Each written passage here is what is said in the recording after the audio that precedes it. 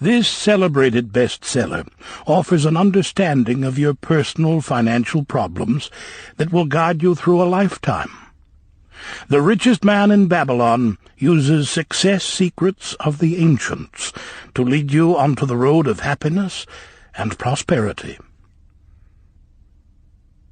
And now, The Richest Man in Babylon. Forward. Our prosperity as a nation depends upon the personal financial prosperity of each of us as individuals. This book deals with the personal successes of each of us. Success means accomplishments as the result of our own efforts and abilities. Proper preparation is the key to our success. Our acts can be no wiser than our thoughts. Our thinking can be no wiser than our understanding. This book of cures for lean purses has been termed a guide to financial understanding.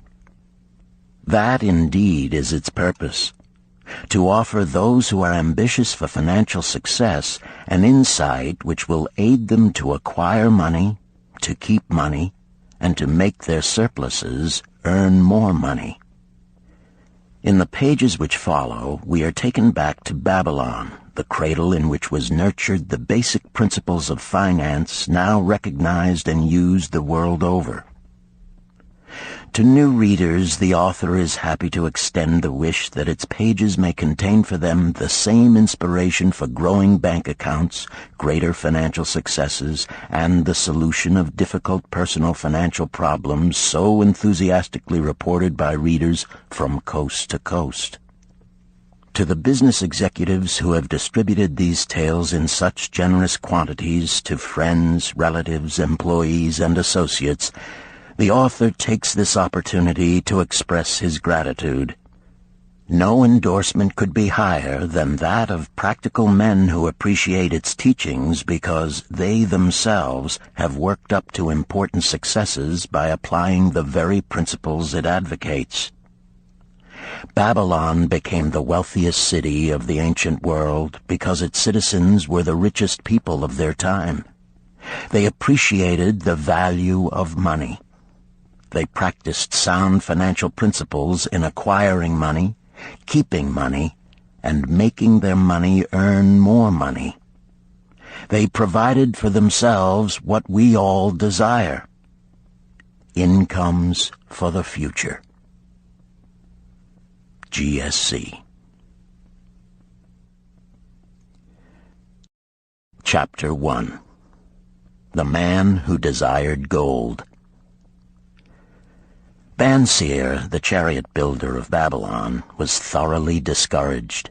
From his seat upon the low wall surrounding his property, he gazed sadly at his simple home and the open workshop in which stood a partially completed chariot. His wife frequently appeared at the open door. Her furtive glances in his direction reminded him that the meal bag was almost empty and he should be at work finishing the chariot, hammering and hewing, polishing and painting, stretching taut the leather over the wheel rims, preparing it for delivery so he could collect from his wealthy customer. Nevertheless, his fat, muscular body sat stolidly upon the wall. His slow mind was struggling patiently with a problem for which he could find no answer. The hot tropical sun, so typical of this valley of the Euphrates, beat down upon him mercilessly. Beads of perspiration formed upon his brow and trickled down unnoticed to lose themselves in the hairy jungle on his chest. Beyond his home towered the high terraced walls surrounding the king's palace. Nearby, cleaving the blue heavens, was the painted tower of the Temple of Bel. In the shadow of such grandeur was his simple home and many others far less neat and well cared for. Babylon was like this, a mixture of grandeur and squalor, of dazzling wealth and direst poverty, crowded together without plan or system within the protecting walls of the city. Behind him, had he cared to turn and look, The noisy chariots of the rich jostled and crowded aside the sandaled tradesmen as well as the barefooted beggars. Even the rich were forced to turn into the gutters to clear the way for the long lines of slave water carriers on the king's business, each bearing a heavy goatskin of water to be poured upon the hanging gardens. Bansir was too engrossed in his own problem to hear or heed the confused hubbub of the busy city. It was the unexpected twanging of the strings from a familiar lyre that aroused him from his reverie. He turned and looked into the sensitive, smiling face of his best friend, Kabai, the musician. "May the gods bless thee with great liberality, my good friend," began Kabai with an elaborate salute. "Yet it does appear they have already been so generous thou needst not to labor. I rejoice with thee in thy good fortune. More, I would even share it with thee. Pray, from thy purse, which must be bulging, else thou wouldst be busy in yon shop, extract but 2 humble shekels and lend them to me until after the nobleman's feast this night. Thou wilt not miss them ere they are returned." "If I did have 2 shekels," Bansir responded gloomily, "to no one could I lend them, not even to you, my best of friends, for they would be my fortune, my entire fortune." No one lends his entire fortune, not even to his best friend. "What?" exclaimed Kabai with genuine surprise. "Thou hast not 1 shekel in thy purse, yet sit like a statue upon a wall. Why not complete that chariot? How else canst thou provide for thy noble appetite? 'Tis not like thee, my friend. Where is thy endless energy? Doth something distress thee? Have the gods brought to thee troubles?" "A torment from the gods it must be," Bansir agreed. "It began with a dream, a senseless dream in which I thought I was a man of means. From my belt hung a handsome purse, heavy with coins. There were shekels which I cast with careless freedom to the beggars. There were pieces of silver with which I did buy finery for my wife and whatever I did desire for myself. There were pieces of gold which made me feel assured of the future and unafraid to spend the silver. A glorious feeling of contentment was within me. You would not have known me for thy hard-working friend, nor wouldst have known my wife, so free from wrinkles was her face and shining with happiness. She was again the smiling maiden of our early married days." "A pleasant dream indeed," commented Kabai. "But why should such pleasant feelings as it aroused turn thee into a glum statue upon the wall?" "Why, indeed? Because when I awoke and remembered how empty was my purse, a feeling of rebellion swept over me.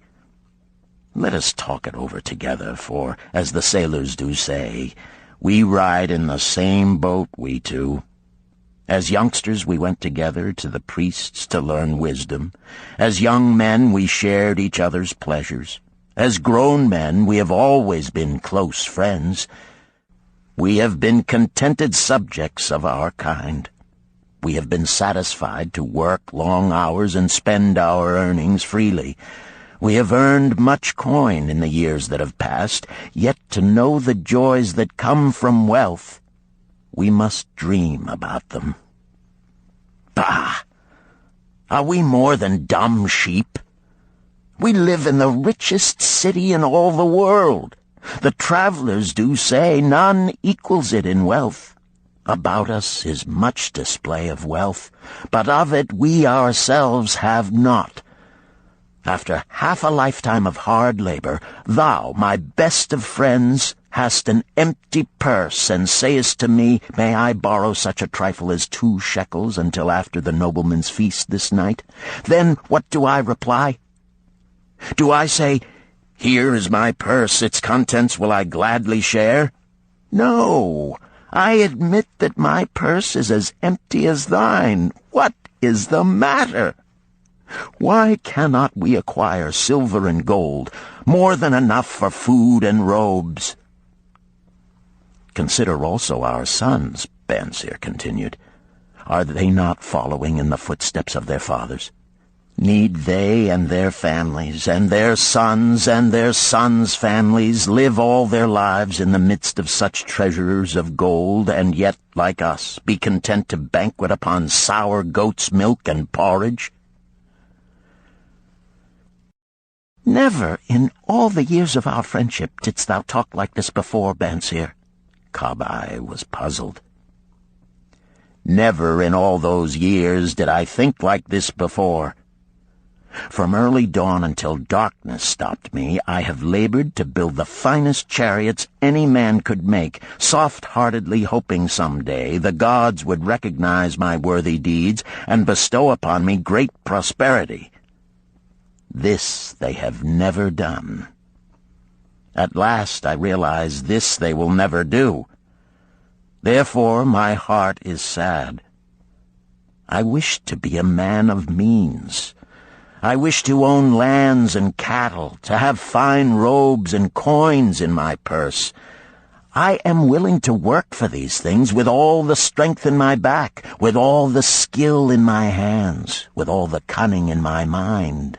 But I wish my labors to be fairly rewarded. What is the matter with us? Again, I ask you, why cannot we have our just share of the good things so plentiful for those who have the gold with which to buy them? Would I knew the answer, Kabai replied. No better than thou am I satisfied. My earnings from my lyre are quickly gone. Often must I plan and scheme that my family be not hungry. Also within my breast is a deep longing for a lyre large enough that it may truly sing the strains of music that do surge through my mind. With such an instrument could I make music finer than even the king has ever heard before. Such a lyre thou shouldst have. No man in all Babylon could make it sing more sweetly. Could make it sing so sweetly not only the king, but the gods themselves would be delighted. But how mayest thou secure it while we both of us are as poor as the king's slaves? Listen to the bell. Here they come.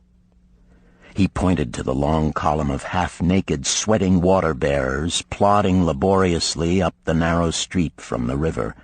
5 abreast they marched, each bent under a heavy goatskin of water. A fine figure of a man he who doth lead them, Kabai indicated the wearer of the bell who marched in front without a load. A prominent man in his own country, 'tis easy to see. There are many good figures in the line, Bansir agreed, as good men as we.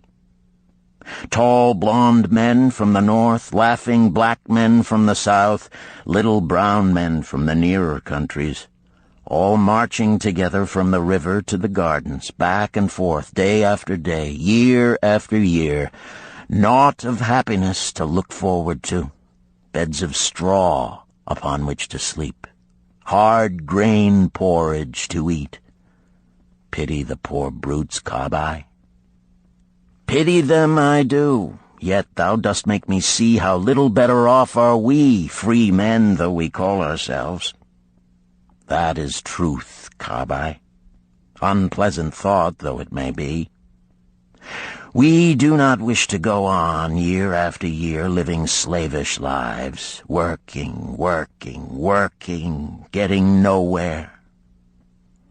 Might we not find out how others acquire gold and do as they do? Kabai inquired. Perhaps there is some secret we might learn if we but sought from those who knew, replied Bansir thoughtfully. This very day, suggested Kabai, I did pass our old friend Arkad, riding in his golden chariot. This I will say, he did not look over my humble head as many in his station might consider his right. Instead, he did wave his hand that all onlookers might see him pay greetings and bestow his smile of friendship upon Kabai, the musician. He is claimed to be the richest man in all Babylon, Bansir mused. So rich, the king is said to seek his golden aid in affairs of the treasury, Kabai replied. So rich, Bansir interrupted. I fear if I should meet him in the darkness of the night, I should lay my hands upon his fat wallet. Nonsense, reproved Kabai. A man's wealth is not in a purse he carries. A fat purse quickly empties if there be no golden stream to refill it. Arkad has an income that constantly keeps his purse full, no matter how liberally he spends. Income, that is the thing, ejaculated Bansir.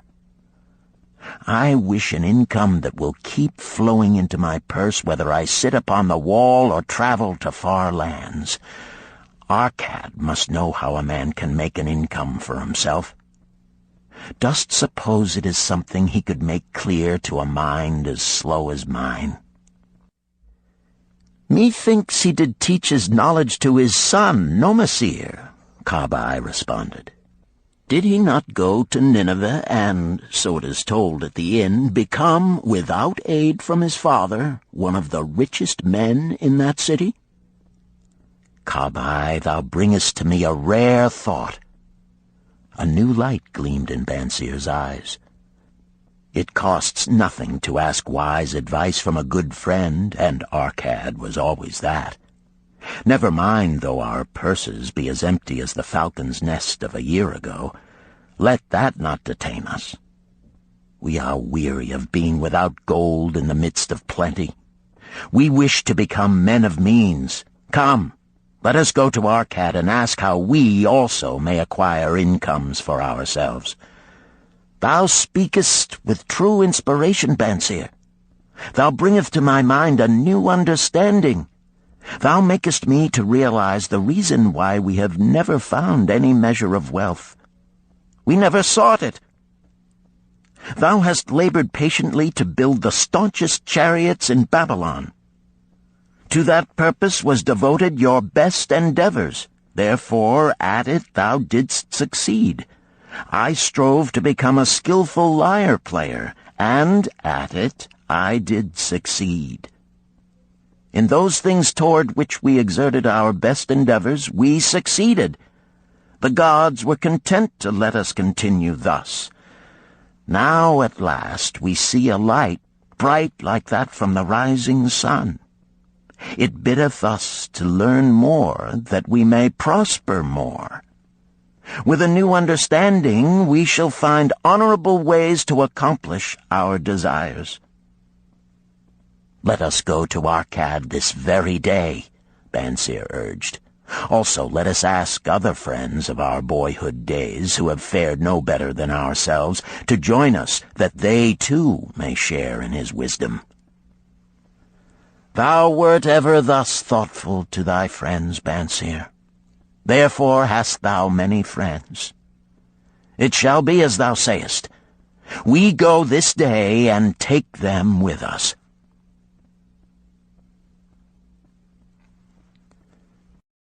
Chapter 2. The Richest Man in Babylon. In old Babylon there once lived a certain very rich man named Arkad. Far and wide he was famed for his great wealth. Also was he famed for his liberality. He was generous in his charities. He was generous with his family. He was liberal in his own expenses. But nevertheless, each year his wealth increased more rapidly than he spent it. And there were certain friends of younger days who came to him and said, You, Arkad, are more fortunate than we. You have become the richest man in all Babylon, while we struggle for existence.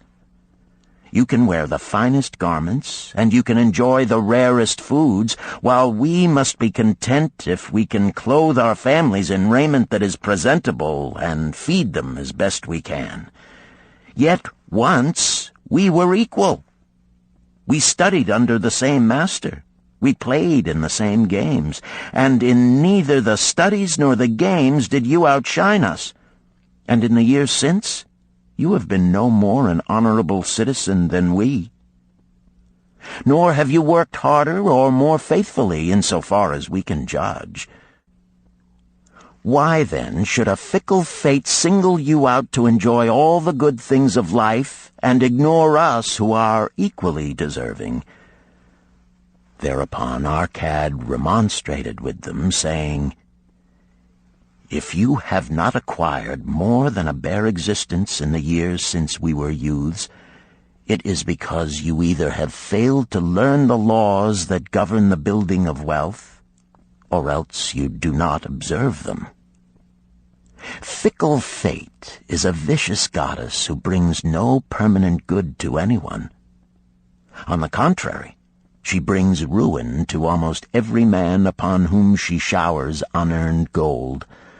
She makes wanton spenders who soon dissipate all they receive and are left beset by overwhelming appetites and desires they have not the ability to gratify. Yet others whom she favors become misers and hoard their wealth, fearing to spend what they have, knowing they do not possess the ability to replace it. They further are beset by fear of robbers and doom themselves to lives of emptiness and secret misery. Others there probably are who can take unearned gold and add to it and continue to be happy and contented citizens, but so few are they, I know of them but by hearsay.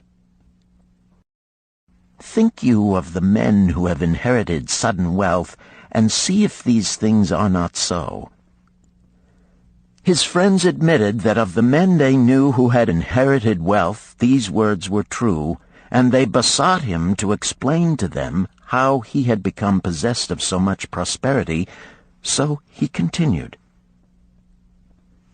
In my youth, I looked about me and saw all the good things there were to bring happiness and contentment, and I realized that wealth increased the potency of all these. Wealth is a power. With wealth, many things are possible. One may ornament the home with the richest of furnishings. One may sail the distant seas. One may feast on the delicacies of far lands. One may buy the ornaments of the gold worker and the stone polisher. One may even build mighty temples for the gods. One may do all these things and many others in which there is delight for the senses and gratification for the soul. And when I realized all this, I decided to myself that I would claim my share of the good things of life. I would not be one of those who stand afar off, enviously watching others enjoy. I would not be content to clothe myself in the cheapest raiment that looked respectable. I would not be satisfied with the lot of a poor man. On the contrary, I would make myself a guest at this banquet of good things. Being, as you know, the son of a humble merchant, one of a large family with no hope of an inheritance, and not being endowed, as you have so frankly said, with superior powers or wisdom, I decided that if I was to achieve what I desired, time and study would be required. As for time, all men have it in abundance. You, each of you, have let slip by sufficient time to have made yourselves wealthy. Yet you admit you have nothing to show except your good families, of which you can be justly proud. As for study, did not our wise teacher teach us that learning was of two kinds? The one kind being the things we learned and knew, and the other being the training that taught us how to find out what we did not know. Therefore did I decide to find out how one might accumulate wealth, and, when I had found out, to make this my task and do it well. For is it not wise that we should enjoy while we dwell in the brightness of the sunshine? For sorrows enough shall descend upon us when we depart for the darkness of the world of spirit. I found employment as a scribe in the hall of records, and long hours each day I labored upon the clay tablets. Week after week, and month after month I labored, yet for my earnings I had naught to show. Food and clothing and penance to the gods, and other things of which I could remember not what, absorbed all my earnings, but my determination did not leave me. And one day Algamish, the moneylender, came to the house of the city master and ordered a copy of the 9th law, and he said to me, I must have this in 2 days, and if the task is done by that time, 2 coppers will I give to thee. So I labored hard, but the law was long, and when Algamish returned, the task was unfinished. He was angry, and had I been his slave, he would have beaten me. But knowing the city master would not permit him to injure me, I was unafraid. So I said to him, Algamish, you are a very rich man.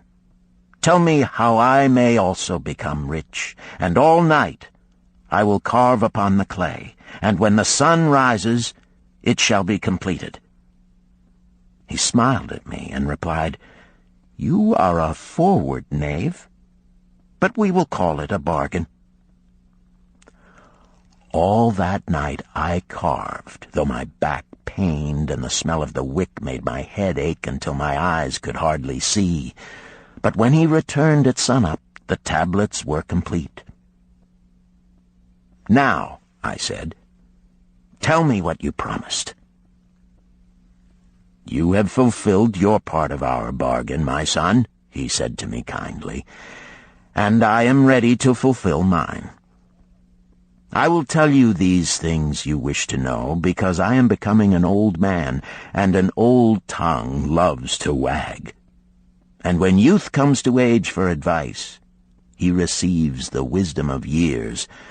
But too often does youth think that age knows only the wisdom of days that are gone, and therefore profits not.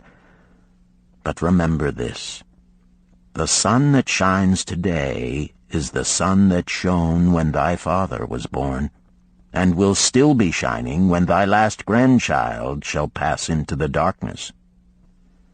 The thoughts of youth, he continued, are bright lights that shine forth like the meteors that oft make brilliant the sky. But the wisdom of age is like the fixed stars that shine so unchanged that the sailor may depend upon them to steer his course. Mark you well my words, for if you do not, you will fail to grasp the truth that I will tell you, and you will think that your night's work has been in vain. Then he looked at me shrewdly from under his shaggy brows and said in a low, forceful tone, I've found the road to wealth when I decided that a part of all I earned was mine to keep. And so will you. Then he continued to look at me with a glance that I could feel pierce me, but said no more. Is that all? I asked. That was sufficient to change the heart of a sheep-herder into the heart of a money-lender, he replied. But all I earn is mine to keep, is it not? I demanded. Far from it, he replied. Do you not pay the garment-maker? Do you not pay the sandal-maker? Do you not pay for the things you eat? Can you live in Babylon without spending? What have you to show for your earnings of the past month? What for the past year? Fool! You pay to everyone but yourself. Dullard! You labor for others. As well be a slave and work for what your master gives you to eat and wear. If you did keep for yourself 1/10 of all you earn, how much would you have in 10 years? My knowledge of the numbers did not forsake me, and I answered, "As much as I earn in 1 year." "You speak but half the truth," he retorted. "Every gold piece you save is a slave to work for you. Every copper it earns is its child that also can earn for you. If you would become wealthy, then what you save must earn, and its children must earn, that all may help to give to you the abundance you crave. You think I cheat you for your long night's work," he continued, "but I am paying you 1,000 times over if you have the intelligence to grasp the truth I offer you. A part of all you earn is yours to keep. It should not be less than 1/10, no matter how little you earn. It can be as much more as you can afford. Pay yourself first. Do not buy from the clothes maker and the sandal maker more than you can pay out of the rest and still have enough for food and charity and penance to the gods. Wealth, like a tree, grows from a tiny seed. The first copper you save is the seed from which your tree of wealth shall grow. The sooner you plant that seed, the sooner shall the tree grow. And the more faithfully you nourish and water that tree with consistent savings, the sooner may you bask in contentment beneath its shade." So saying, he took his tablets and went away. I thought much about what he had said to me, and it seemed reasonable, so I decided that I would try it. Each time I was paid, I took 1 from each 10 pieces of copper and hid it away. And strange as it may seem, I was no shorter of funds than before. I noticed little difference as I managed to get along without it. But often I was tempted, as my hoard began to grow, to spend it for some of the good things the merchants displayed, brought by camels and ships from the land of the Phoenicians. But I wisely refrained. A 12th month after Algamish had gone, he again returned and said to me, "Son, have you paid to yourself not less than 1/10 of all you have earned for the past year?" I answered proudly, "Yes, master, I have." "That is good," he answered, beaming upon me. "And what have you done with it?" "I have given it to Asmer, the brickmaker, who told me he was traveling over the far seas, and in Tyre he would buy from me the rare jewels of the Phoenicians. When he returns, we shall sell these at high prices and divide the earnings." "Every fool must learn," he growled. "But why trust the knowledge of a brickmaker about jewels? Would you go to the breadmaker to inquire about the stars? No, by my tunic, you would go to the astrologer if you had power to think. Your savings are gone, youth. You have jerked your wealth tree up by the roots. But plant another. Try again. And next time, if you would have advice about jewels, go to the jewel merchant. If you would know the truth about sheep, go to the herdsman. Advice is one thing that is freely given away, but watch that you take only what is worth having. He who takes advice about his savings from one who is inexperienced in such matters shall pay with his savings for proving the falsity of their opinions." Saying this, he went away. And it was as he said, for the Phoenicians are scoundrels and sold to Asmer worthless bits of glass that looked like gems. But as Algamish had bid me, I again saved each 10th copper, for I now had formed the habit, and it was no longer difficult. Again, 12 months later, Algamish came to the room of the scribes and addressed me. "What progress have you made since last I saw you?" "I have paid myself faithfully," I replied, "and my savings I have entrusted to Agar, the shield-maker, to buy bronze, and each 4th month he does pay me the rental." "That is good. And what do you do with the rental?" I do have a great feast with honey and fine wine and spiced cake. Also I have bought me a scarlet tunic, and some day I shall buy me a young ass upon which to ride." To which Algamish laughed, "You do eat the children of your savings. Then how do you expect them to work for you? And how can they have children that will also work for you? First get thee an army of golden slaves, and then many a rich banquet may you enjoy without regret." So saying, he again went away. Nor did I again see him for 2 years, when he once more returned, and his face was full of deep lines, and his eyes drooped, for he was becoming a very old man. And he said to me, "Arkad, hast thou yet achieved the wealth thou dreamed of?" And I answered, "Not yet all that I desire, but some I have, and it earns more, and its earnings earn more." "And do you still take the advice of brickmakers?" "About brickmaking they give me good advice," I retorted. "Arkad," he continued, "you have learned your lessons well. You first learned to live upon less than you could earn. Next, you learned to seek advice from those who were competent through their own experiences to give it. And lastly, you have learned to make gold work for you. You have taught yourself how to acquire money, how to keep it, and how to use it. Therefore, you are competent for a responsible position. I am becoming an old man. My sons think only of spending and give no thought to earning. My interests are great, and I fear too much for me to look after. If you will go to Nippur and look after my lands there, I shall make you my partner, and you shall share in my estate."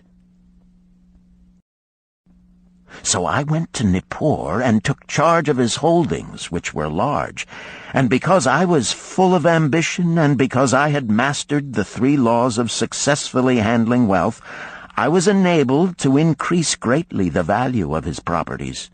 So I prospered much, and when the spirit of Algamish departed for the sphere of darkness, I did share in his estate as he had arranged under the law. So spake Arkad, and when he had finished his tale, one of his friends said, "You were indeed fortunate that Algamish made you an heir." "Fortunate only in that I had the desire to prosper before I first met him. For 4 years did I not prove my definiteness of purpose by keeping 1/10 of all I earned? Would you call a fisherman lucky who for years so studied the habits of the fish that with each changing wind he could cast his nets about them? Opportunity is a haughty goddess who wastes no time with those who are unprepared. You had strong willpower to keep on after you lost your first year's savings. You are unusual in that way," spoke up another.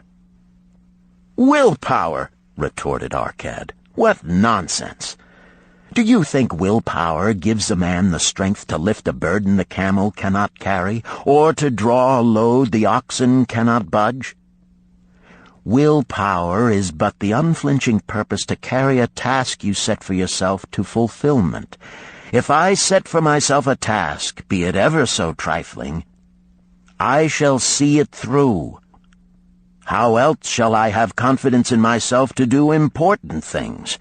Should I say to myself, for 100 days as I walk across the bridge into the city, I will pick from the road a pebble and cast it into the stream, I would do it. If on the 7th day I passed by without remembering, I would not say to myself, tomorrow I will cast 2 pebbles which will do as well. Instead, I would retrace my steps and cast the pebble. Nor on the 20th day would I say to myself, Arkad, this is useless. What does it avail you to cast a pebble every day? Throw in a handful and be done with it. No, I would not say that, nor do it, When I set a task for myself, I complete it. Therefore, I am careful not to start difficult and impractical tasks, because I love leisure." And then another friend spoke up and said, "If what you tell is true, and it does seem, as you have said, reasonable, then being so simple, if all men did it, there would not be enough wealth to go around." "Wealth grows wherever men exert energy," Arkad replied. "If a rich man builds him a new palace, is the gold he pays out gone? No, the brickmaker has part of it, and the laborer has part of it, and the artist has part of it, and everyone who labors upon the house has part of it. Yet, when the palace is completed, is it not worth all it cost? And is the ground upon which it stands not worth more because it is there? And is the ground that adjoins it not worth more because it is there? Wealth grows in magic ways. No man can prophesy the limit of it. Have not the Phoenicians built great cities on barren coasts with the wealth that comes from their ships of commerce on the seas? What then do you advise us to do that we also may become rich?" asked still another of his friends. "The years have passed, and we are no longer young men, and we have nothing put by." "I advise that you take the wisdom of Algamish and say to yourselves, 'A part of all I earn is mine to keep.' Say it in the morning when you first arise, say it at noon, say it at night. Say it each hour of every day. Say it to yourself until the words stand out like letters of fire across the sky. Impress yourself with the idea. Fill yourself with the thought. Then take whatever portion seems wise. Let it be not less than 1/10, and lay it by. Arrange your other expenditures to do this if necessary, but lay by that portion first.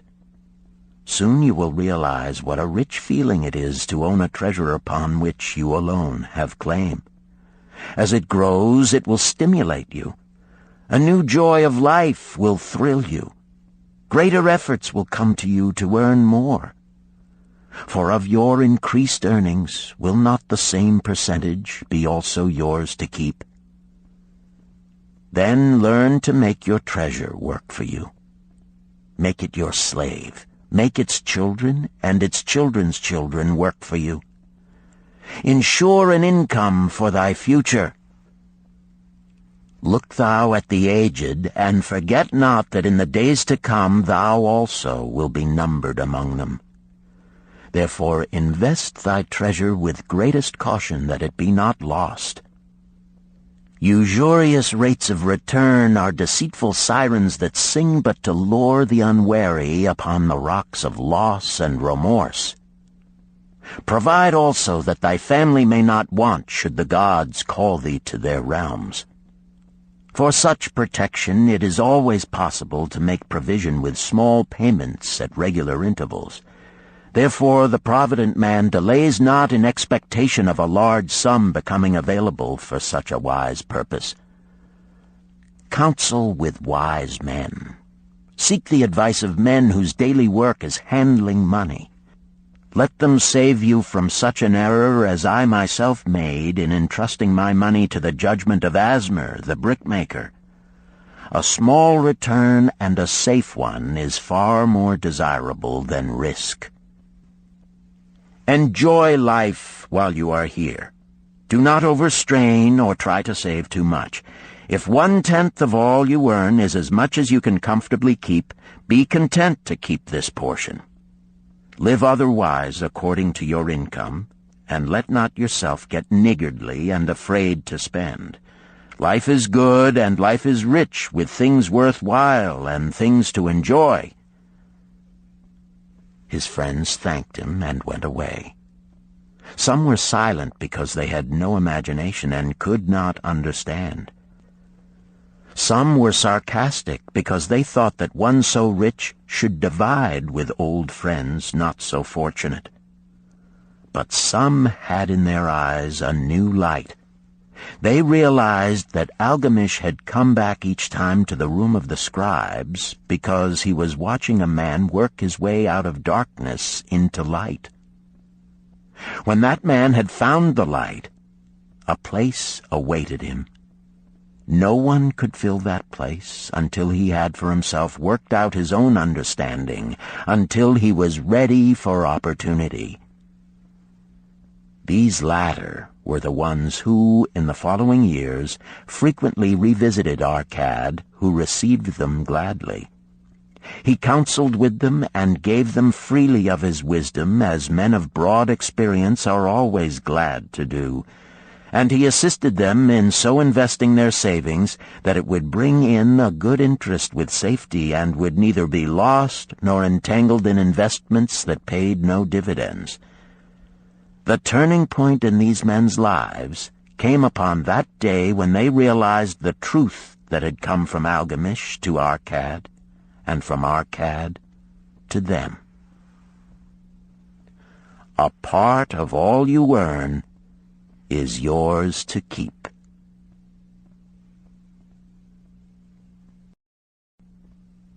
Chapter 3. 7 Cures for a Lean Purse.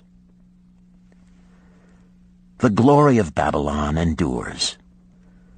Down through the ages, its reputation comes to us as the richest of cities, its treasures as fabulous.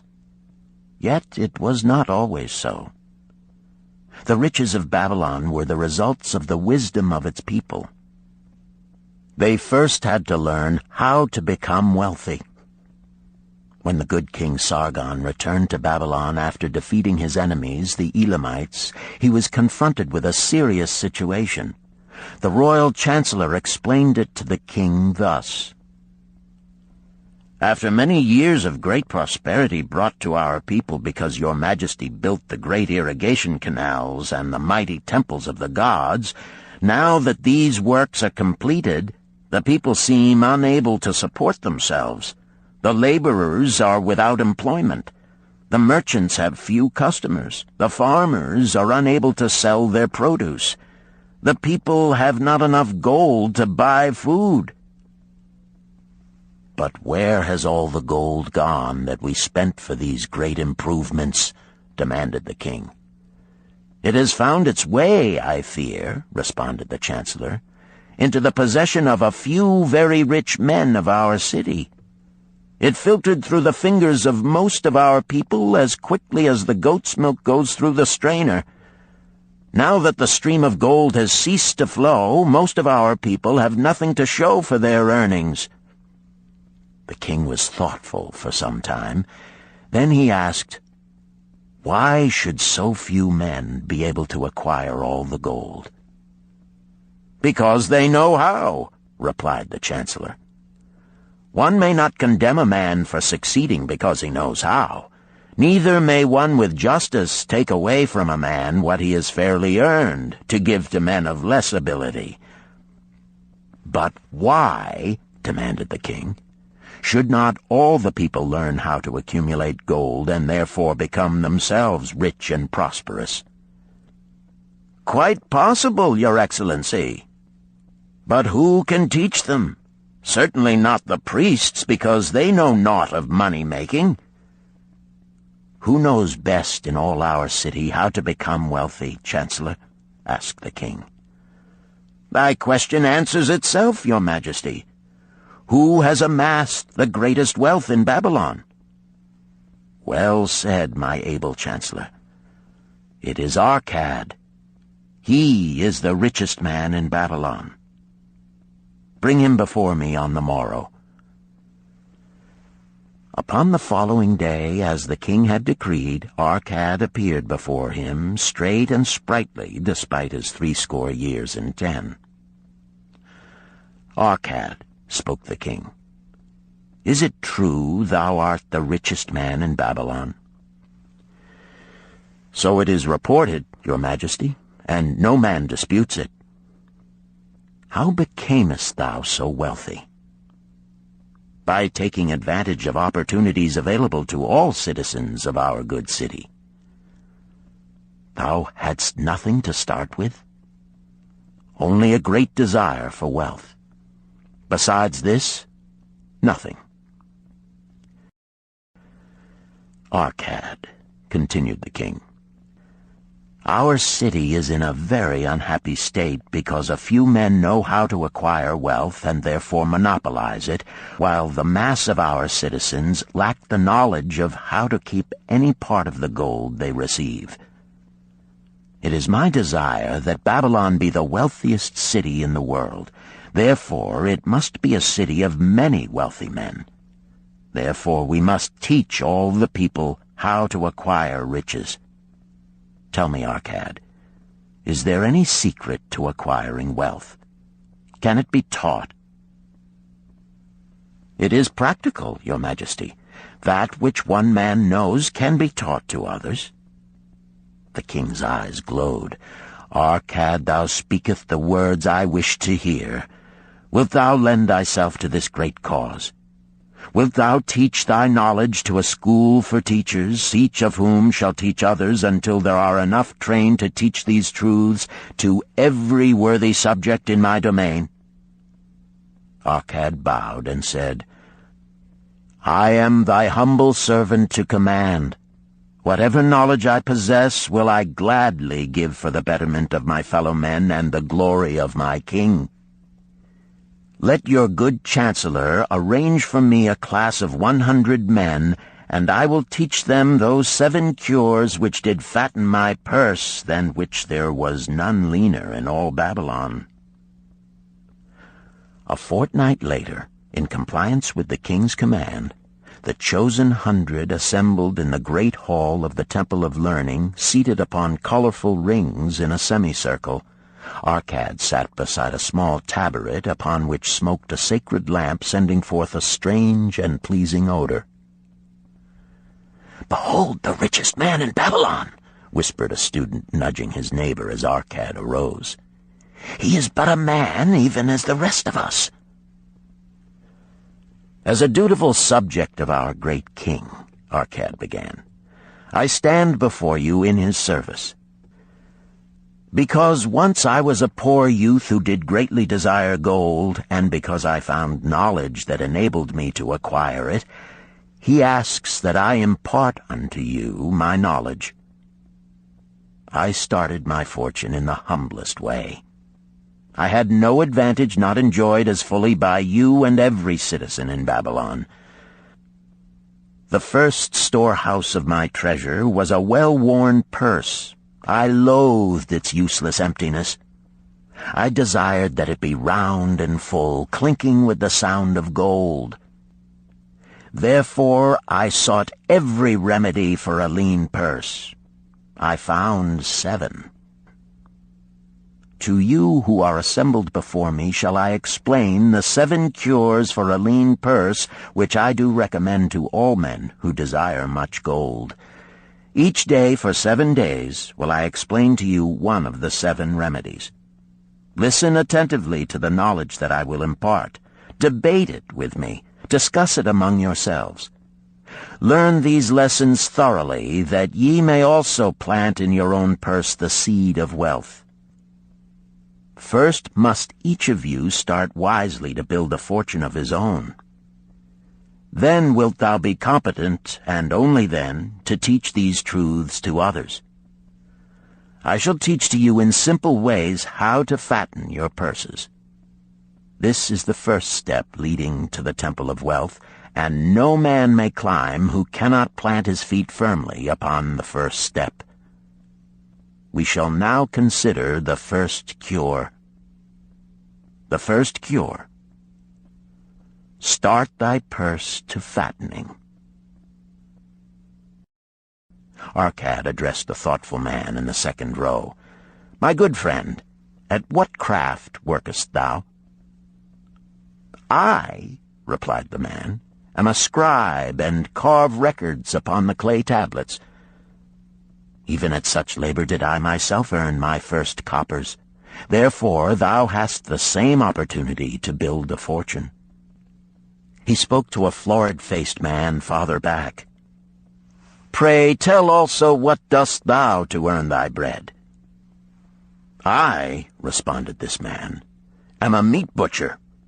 I do buy the goats the farmers raise, and kill them, and sell the meat to the housewives, and the hides to the sandal makers. Because thou dost also labor and earn, thou hast every advantage to succeed that I did possess." In this way did Arkad proceed to find out how each man labored to earn his living.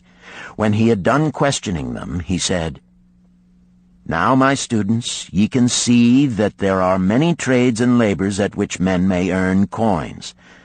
Each of the ways of earning is a stream of gold from which the worker doth divert by his labors a portion to his own purse. Therefore into the purse of each of you flows a stream of coins, large or small, according to his ability. Is it not so?" Thereupon they agreed that it was so. "Then," continued Arkad, "if each of you desireth to build for himself a fortune, is it not wise to start by utilizing that source of wealth which he already has established?" To this they agreed. Then Arkad turned to a humble man who had declared himself an egg merchant. "If thou select one of thy baskets, and put into it each morning 10 eggs, and take out from it each evening 9 eggs, what will eventually happen?" "It will become in time overflowing." "Why?" "Because each day I put in 1 more egg than I take out." Arkad turned to the class with a smile. "Does any man here have a lean purse?" First they looked amused, then they laughed. Lastly, they waved their purses in jest. "All right," he continued. "Now I shall tell thee the first remedy I learned to cure a lean purse. Do exactly as I have suggested to the egg merchant. For every 10 coins thou placest within thy purse, take out for use but 9. Thy purse will start to fatten at once, and its increasing weight will feel good in thy hand and bring satisfaction to thy soul. Deride not what I say because of its simplicity. Truth is always simple. I told thee I would tell how I built my fortune. This was my beginning. I, too, carried a lean purse and cursed it because there was naught within to satisfy my desires. But when I began to take out from my purse but 9 parts of 10 I put in, it began to fatten. So will thine. Now I will tell a strange truth, the reason for which I know not. When I ceased to pay out more than 9/10 of my earnings, I managed to get along just as well. I was not shorter than before. Also, ere long did coins come to me more easily than before. Surely it is a law of the gods that unto him who keepeth and spendeth not a certain part of all his earnings shall gold come more easily. Likewise him whose purse is empty does gold avoid. Which desirest thou the most? Is it the gratification of thy desires of each day, a jewel, a bit of finery, better raiment, more food, things quickly gone and forgotten? Or is it substantial belongings, gold, lands, herds, merchandise, income-bringing investments? The coins thou takest from thy purse bring the first. The coins thou leavest within it will bring the latter. This, my students, was the first cure I did discover for my lean purse. For each 10 coins I put in, to spend but 9. Debate this among yourselves. If any man proves it untrue, tell me upon the morrow when we shall meet again. The second cure. Control thy expenditures. Some of your members, my students, have asked me this. How can a man keep 1/10 of all he earns in his purse when all the coins he earns are not enough for his necessary expenses? So did Arkad address his students upon the second day. "Yesterday, how many of thee carried lean purses?" "All of us," answered the class. "Yet thou do not all earn the same. Some earn much more than others. Some have much larger families to support. Yet all purses were equally lean. Now I will tell thee an unusual truth about men and sons of men. It is this: that what each of us calls our necessary expenses will always grow to equal our incomes unless we protest to the contrary. Confuse not the necessary expenses with thy desires.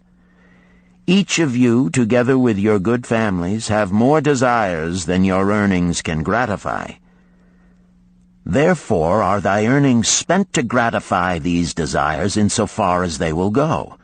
Still thou retainest many ungratified desires.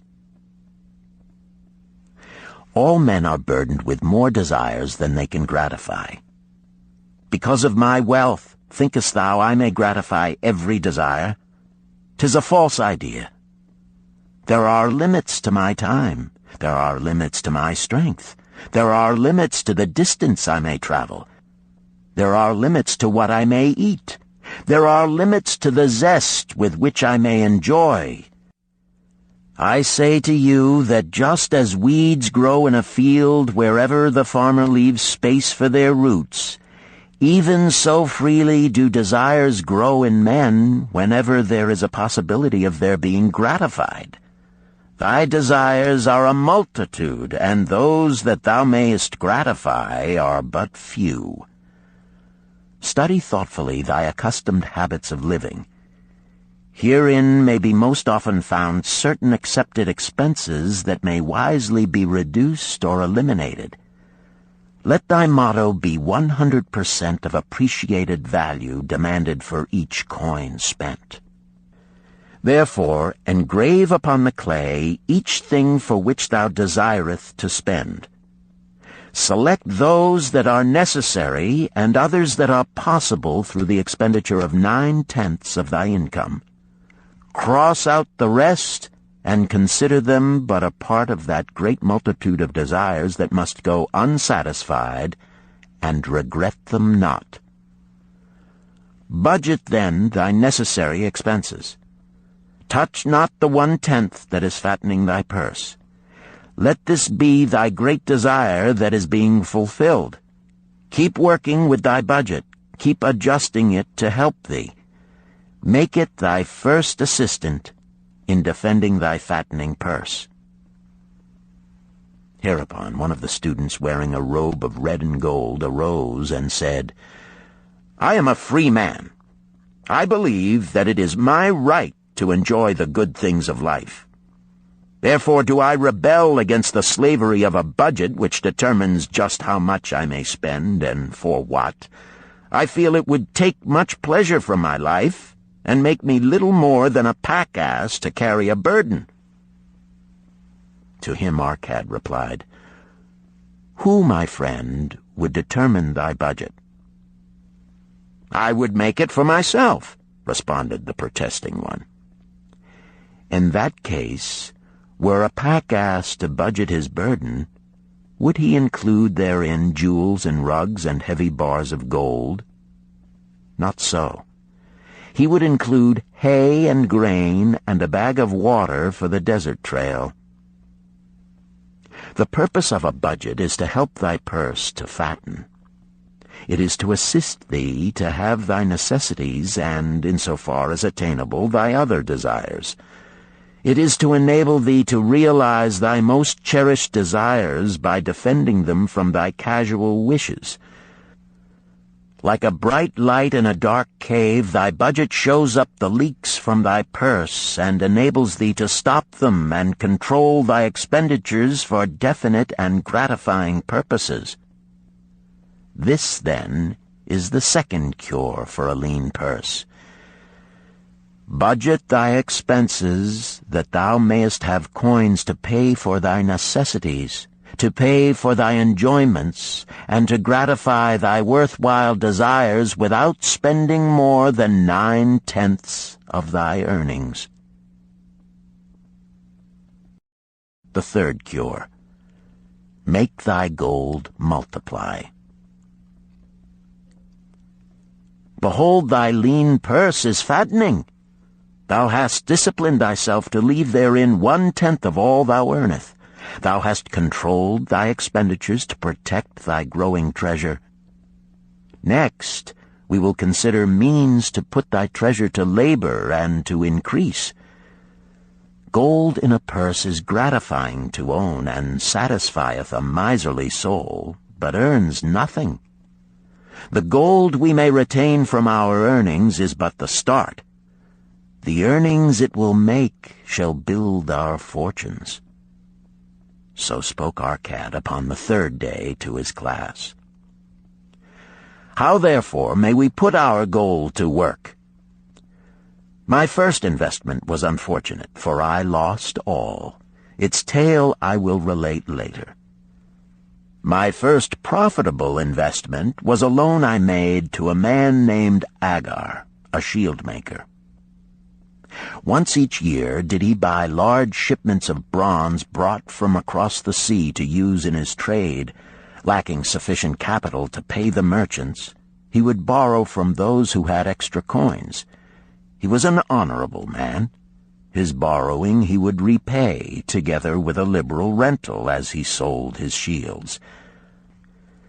Each time I loaned to him, I loaned back also the rental he had paid to me. Therefore not only did my capital increase, but its earnings likewise increased. Most gratifying was it to have these sums returned to my purse. I tell you, my students, a man's wealth is not in the coins he carries in his purse. It is the income he buildeth, the golden stream that continually floweth into his purse and keepeth it always bulging. That is what every man desireth. That is what thou, each one of thee, desireth. An income that continueth to come whether thou work or travel. Great income I have acquired, so great that I am called a very rich man. My loans to Agar were my first training in profitable investment. Gaining wisdom from this experience, I extended my loans and investments as my capital increased. From a few sources at first, from many sources later, flowed into my purse a golden stream of wealth available for such wise uses as I should decide. Behold, from my humble earnings, I had begotten a horde of golden slaves, each laboring and earning more gold. As they labored for me, so their children also labored, and their children's children, until great was the income from their combined efforts. Gold increaseth rapidly when making reasonable earnings, as thou wilt see from the following. A farmer, when his first son was born, took 10 pieces of silver to a moneylender and asked him to keep it on rental for his son until he became 20 years of age. This the moneylender did, and agreed the rental should be 1/4 of its value each 4 years. The farmer asked, because this sum he had set aside as belonging to his son, that the rental be added to the principal. When the boy had reached the age of 20 years, the farmer again went to the moneylender to inquire about the silver. The moneylender explained that because this sum had been increased by compound interest, the original 10 pieces of silver had now grown to 30½ pieces. The farmer was well pleased, and because the son did not need the coins, he left them with the moneylender. When the son became 50 years of age, the father meantime having passed to the other world, the moneylender paid the son in settlement 167 pieces of silver. Thus, in 50 years, had the investment multiplied itself at rental almost 17 times. This, then, is the third cure for a lean purse. to put each coin to laboring, that it may reproduce its kind even as the flocks of the field, and help bring to thee income, a stream of wealth that shall flow constantly into thy purse. The fourth cure. Guard thy treasures from loss. Misfortune loves a shining mark. Gold in a man's purse must be guarded with firmness, else it be lost. Thus it is wise that we must first secure small amounts and learn to protect them before the gods entrust us with larger. So spoke Arkad upon the fourth day to his class.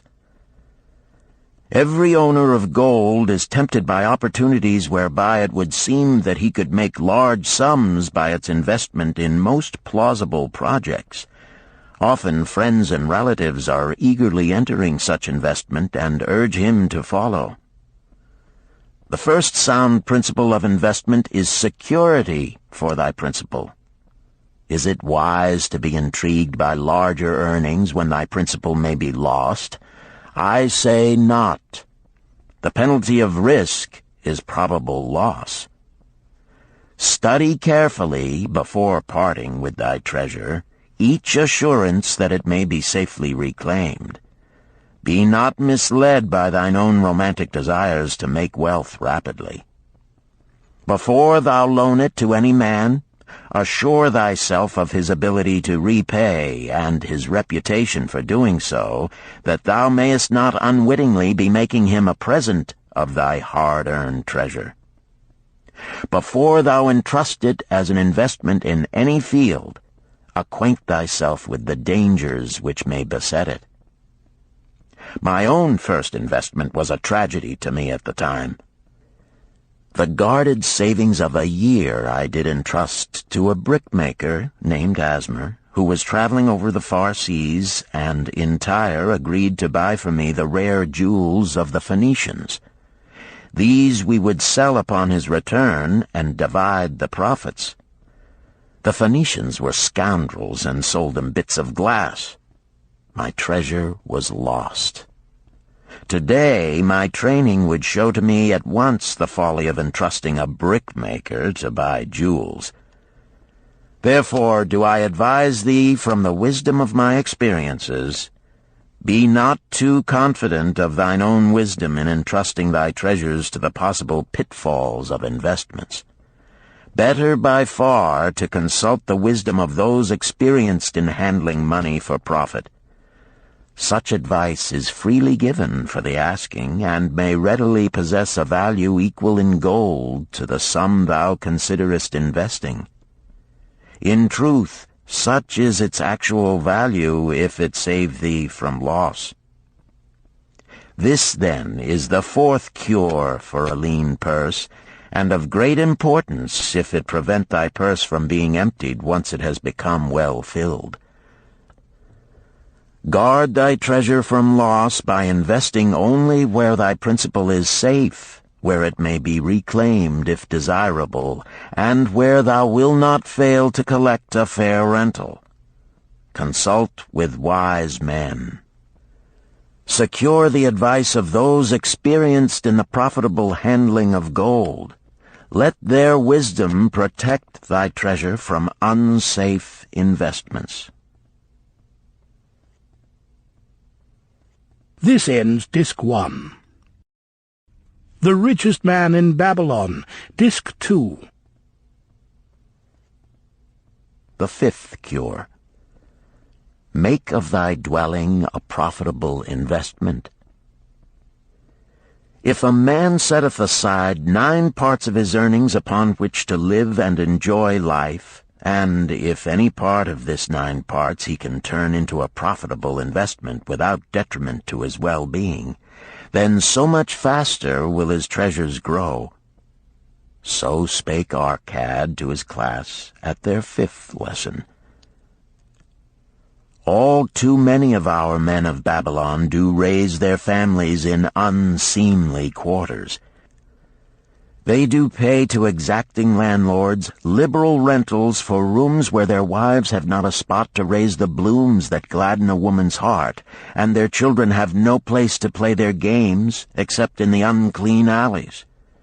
No man's family can fully enjoy life unless they do have a plot of ground wherein children can play in the clean earth, and where the wife may raise not only blossoms but good rich herbs to feed her family.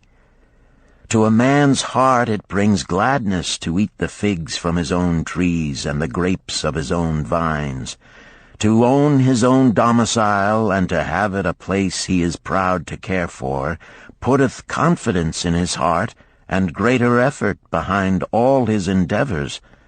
Therefore do I recommend that every man own the roof that sheltereth him and his. Nor is it beyond the ability of any well-intentioned man to own his home. Hath not our great king so widely extended the walls of Babylon that within them much land is now unused, and may be purchased at sums most reasonable? Also I say to you, my students, that the money-lenders gladly consider the desires of men who seek homes and land for their families.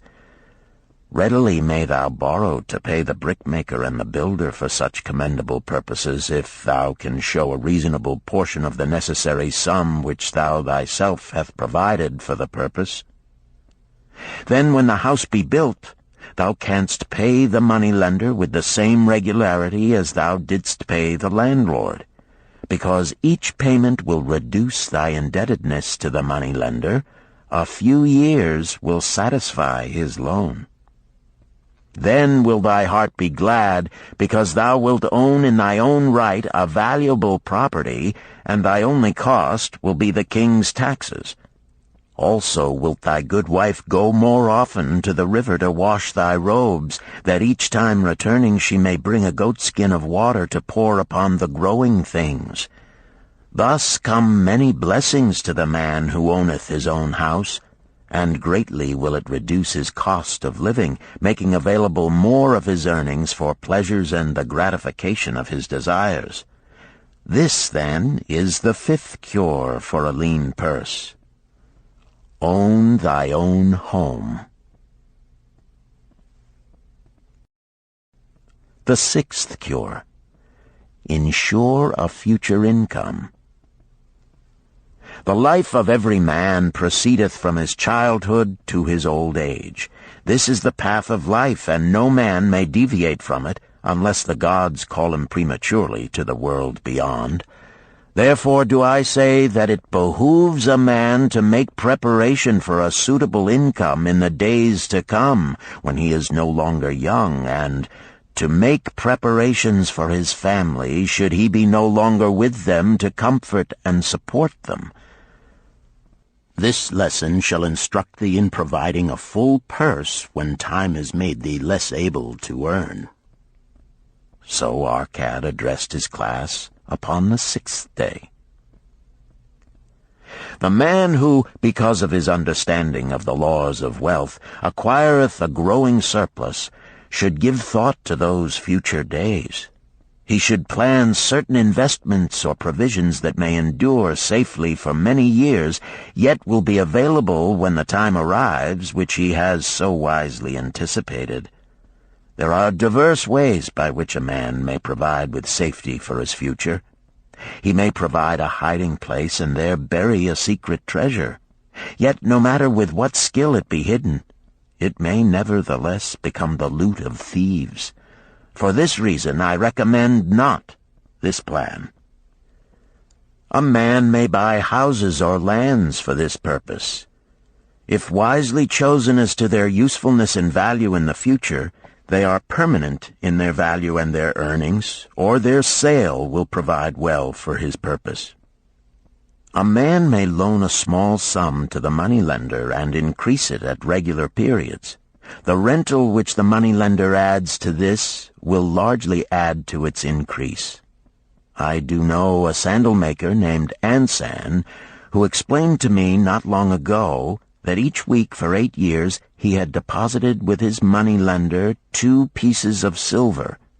The moneylender had but recently given him an accounting over which he greatly rejoiced. The total of his small deposits with their rental at the customary rate of 1/4 their value for each 4 years had now become 1,040 pieces of silver. I did gladly encourage him further by demonstrating to him with my knowledge of the numbers that in 12 years more, if he would keep his regular deposits of but 2 pieces of silver each week, the moneylender would then owe him 4,000 pieces of silver, a worthy competence for the rest of his life. Surely when such a small payment made with regularity doth produce such profitable results, no man can afford not to insure a treasure for his old age and the protection of his family, no matter how prosperous his business and his investments may be. I would that I might say more about this. In my mind rests a belief that someday wise-thinking men will devise a plan to insure against death, whereby many men pay in but a trifling sum regularly, the aggregate making a handsome sum for the family of each member who passeth to the beyond. This do I see as something desirable, and which I could highly recommend. But today it is not possible, because it must reach beyond the life of any man or any partnership to operate. It must be as stable as the king's throne. Some day do I feel that such a plan shall come to pass, and be a great blessing to many men, because even the first small payment will make available a snug fortune for the family of a member, should he pass on. But because we live in our own day, and not in the days which are to come, must we take advantage of those means and ways of accomplishing our purposes. Therefore do I recommend to all men that they, by wise and well-thought-out methods, do provide against a lean purse in their mature years. For a lean purse to a man no longer able to earn, or to a family without its head, is a sore tragedy. This, then, is the 6th cure for a lean purse. Provide in advance for the needs of thy growing age and the protection of thy family. The 7th cure. Increase thy ability to earn. This day do I speak to thee, my students, of one of the most vital remedies for a lean purse. Yet I will not talk of gold, but of yourselves, of the men beneath the robes of many colors who do sit before me. I will talk to you of those things within the minds and lives of men which do work for or against their success. So did Arkad address his class upon the 7th day. Not long ago came to me a young man seeking to borrow. When I questioned him the cause of his necessity, he complained that his earnings were insufficient to pay his expenses. Thereupon I explained to him, this being the case, he was a poor customer for the moneylender, as he possessed no surplus earning capacity to repay the loan. What you need, young man, I told him, is to earn more coins. What dost thou to increase thy capacity to earn? All that I can do, he replied. 6 times within 2 moons have I approached my master to request my pay be increased, but without success. No man can go oftener than that. We may smile at his simplicity, yet he did possess one of the vital requirements to increase his earnings. Within him was a strong desire to earn more, a proper and commendable desire. Preceding accomplishment must be desire. Thy desires must be strong and definite. General desires are but weak longings. For a man to wish to be rich is of little purpose. For a man to desire 5 pieces of gold is a tangible desire which he can press to fulfillment. After he has backed his desire for 5 pieces of gold with strength of purpose to secure it, next he can find similar ways to obtain 10 pieces, and then 20 pieces, and later 1,000 pieces, and, behold, he has become wealthy. In learning to secure his one definite small desire, he hath trained himself to secure a larger one. This is the process by which wealth is accumulated, first in small sums, then in larger ones as a man learns and becomes more capable. Desires must be simple and definite. They defeat their own purpose should they be too many, too confusing, or beyond a man's training to accomplish. As a man perfecteth himself in his calling, even so doth his ability to earn increase. In those days when I was a humble scribe carving upon the clay for a few coppers each day, I observed that other workers did more than I, and were paid more. Therefore did I determine that I would be exceeded by none. Nor did it take long for me to discover the reason for their greater success. More interest in my work, more concentration upon my task, more persistence in my effort, and, behold, few men could carve more tablets in a day than I. With reasonable promptness my increased skill was rewarded, nor was it necessary for me to go 6 times to my master to request recognition. The more of wisdom we know, the more we may earn. That man who seeks to learn more of his craft shall be richly rewarded. If he is an artisan, he may seek to learn the methods and the tools of those most skillful in the same line. If he laboreth at the law or at healing, he may consult and exchange knowledge with others of his calling. If he be a merchant, he may continually seek better goods that can be purchased at lower prices. Always do the affairs of men change and improve, because keen-minded men seek greater skill that they may better serve those upon whose patronage they depend. Therefore I urge all men to be in the front rank of progress, and not to stand still, lest they be left behind. Many things come to make a man's life rich with gainful experiences. Such things as the following a man must do if he respects himself. He must pay his debts with all the promptness within his power, not purchasing that for which he is unable to pay. He must take care of his family, that they may think and speak well of him. He must make a will of record, that in case the gods call him, proper and honorable division of his property be accomplished. He must have compassion upon those who are injured and smitten by misfortune, and aid them within reasonable limits. He must do deeds of thoughtfulness to those dear to him. Thus, the 7th and last remedy for a lean purse is to cultivate thy own powers, to study and become wiser, to become more skillful, to so act as to respect thyself. Thereby shalt thou acquire confidence in thyself to achieve thy carefully considered desires. These, then, are the 7 cures for a lean purse, which, out of the experience of a long and successful life, I do urge for all men who desire wealth. There is more gold in Babylon, my students, than thou dreamest of. There is abundance for all. Go thou forth and practice these truths, that thou mayest prosper and grow wealthy, as is thy right. Go thou forth and teach these truths, that every honorable subject of his majesty may also share liberally in the ample wealth of our beloved city. Chapter 4.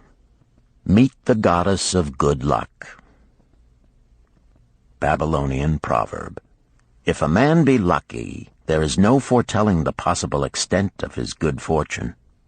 Pitch him into the Euphrates, and like as not he will swim out with a pearl in his hand. The desire to be lucky is universal. It was just as strong in the breasts of men 4,000 years ago in ancient Babylon as it is in the hearts of men today. We all hope to be favored by the whimsical goddess of good luck. Is there some way we can meet her and attract not only her favorable attention, but her generous favors? Is there a way to attract good luck? That is just what the men of ancient Babylon wished to know. It is exactly what they decided to find out. They were shrewd men and keen thinkers. That explains why their city became the richest and most powerful city of their time. In that distant past, they had no schools or colleges. Nevertheless, they had a center of learning, and a very practical one it was. Among the towered buildings in Babylon was one that ranked in importance with the palace of the king, the hanging gardens, and the temples of the gods. You will find scant mention of it in the history books, more likely no mention at all, yet it exerted a powerful influence upon the thought of that time. This building was the temple of learning, where the wisdom of the past was expounded by voluntary teachers, and where subjects of popular interest were discussed in open forums. Within its walls, all men met as equals. The humblest of slaves could dispute with impunity the opinions of a prince of the royal house. Among the many who frequented the Temple of Learning was a wise rich man named Arkad, called the richest man in Babylon. He had his own special hall where almost any evening a large group of men, some old, some very young, but mostly middle-aged, gathered to discuss and argue interesting subjects. Suppose we listen in to see whether they knew how to attract good luck. The sun had just set like a great red ball of fire shining through the haze of desert dust when Arkad strolled to his accustomed platform. Already full 80 men were awaiting his arrival, reclining on their small rugs spread upon the floor. More were still arriving. "What shall we discuss this night?" Arkad inquired. After a brief hesitation, a tall cloth weaver addressed him, arising as was the custom. "I have a subject I would like to hear discussed, yet hesitate to offer, lest it seem ridiculous to you, Arkad, and my good friends here." Upon being urged to offer it, both by Arkad and by calls from the others, he continued, "This day I have been lucky, for I have found a purse in which there are pieces of gold. To continue to be lucky is my great desire. Feeling that all men share with me this desire, I do suggest we debate how to attract good luck, that we may discover ways it can be enticed to one." "A most interesting subject has been offered," Arkad commented.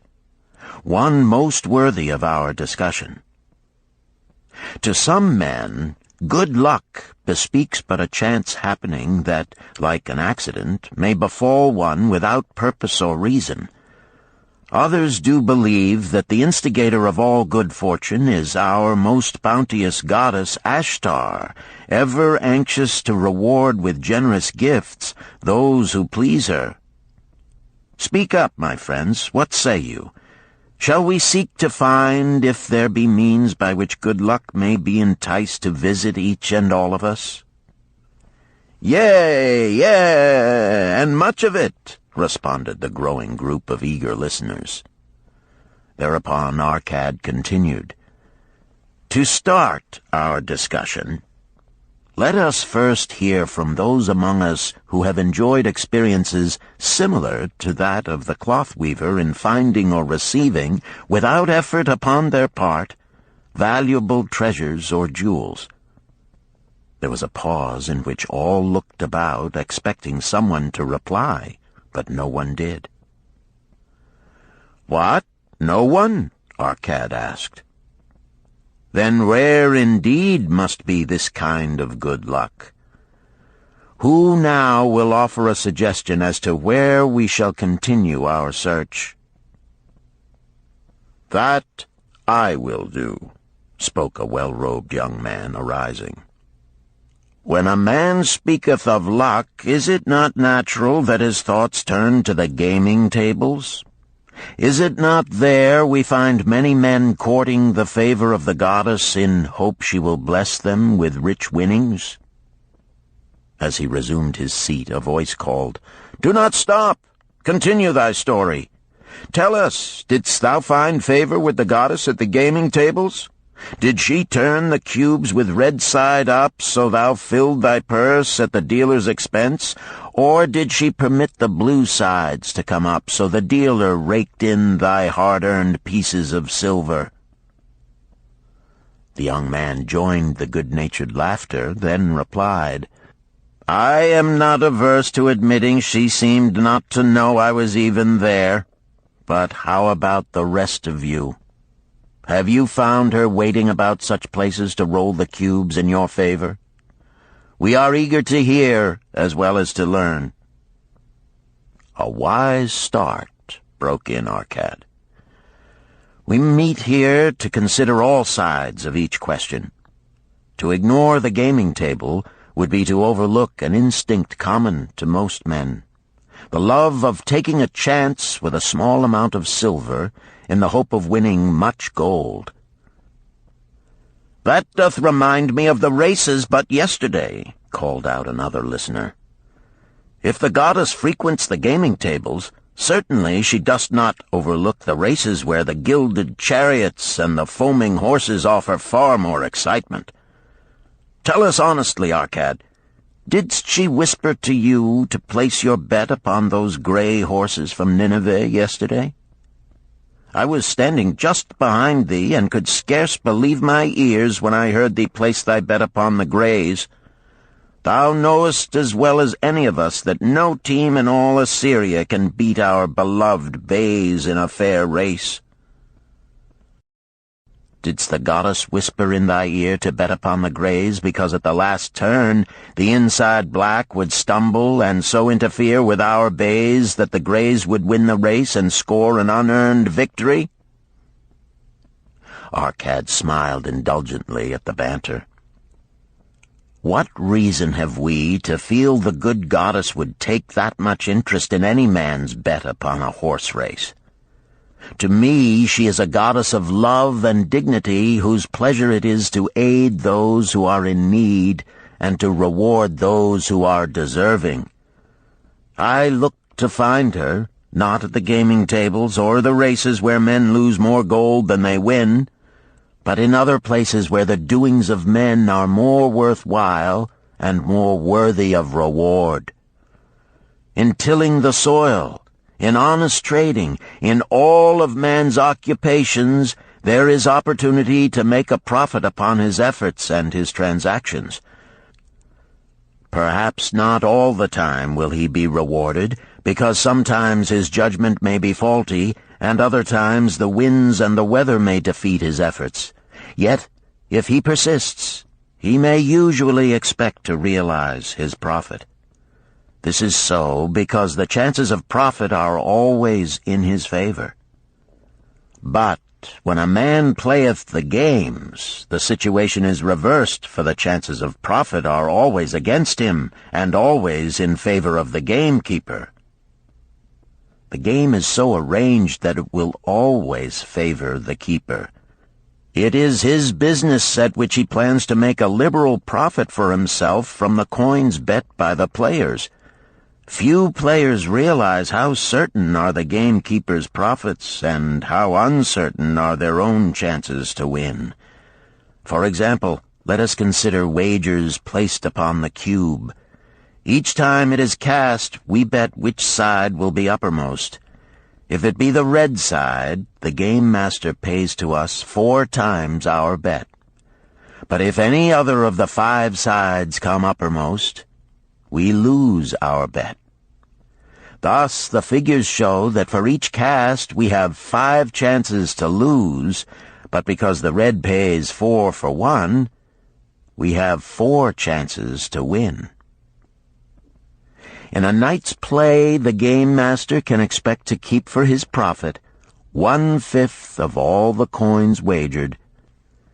Can a man expect to win more than occasionally against odds so arranged that he should lose 1/5 of all his bets? Yet some men do win large sums at times, volunteered one of the listeners. Quite so, they do, Arkad continued. Realizing this, the question comes to me whether money secured in such ways brings permanent value to those who are thus lucky. Among my acquaintances are many of the successful men of Babylon, yet among them I am unable to name a single one who started his success from such a source. You who are gathered here tonight know many more of our substantial citizens. To me, it would be of much interest to learn how many of our successful citizens can credit the gaming tables with their start to success. Suppose each of you tell of those you know. What say you? After a prolonged silence, a wag ventured, "Wouldst thy inquiry include the gamekeepers?"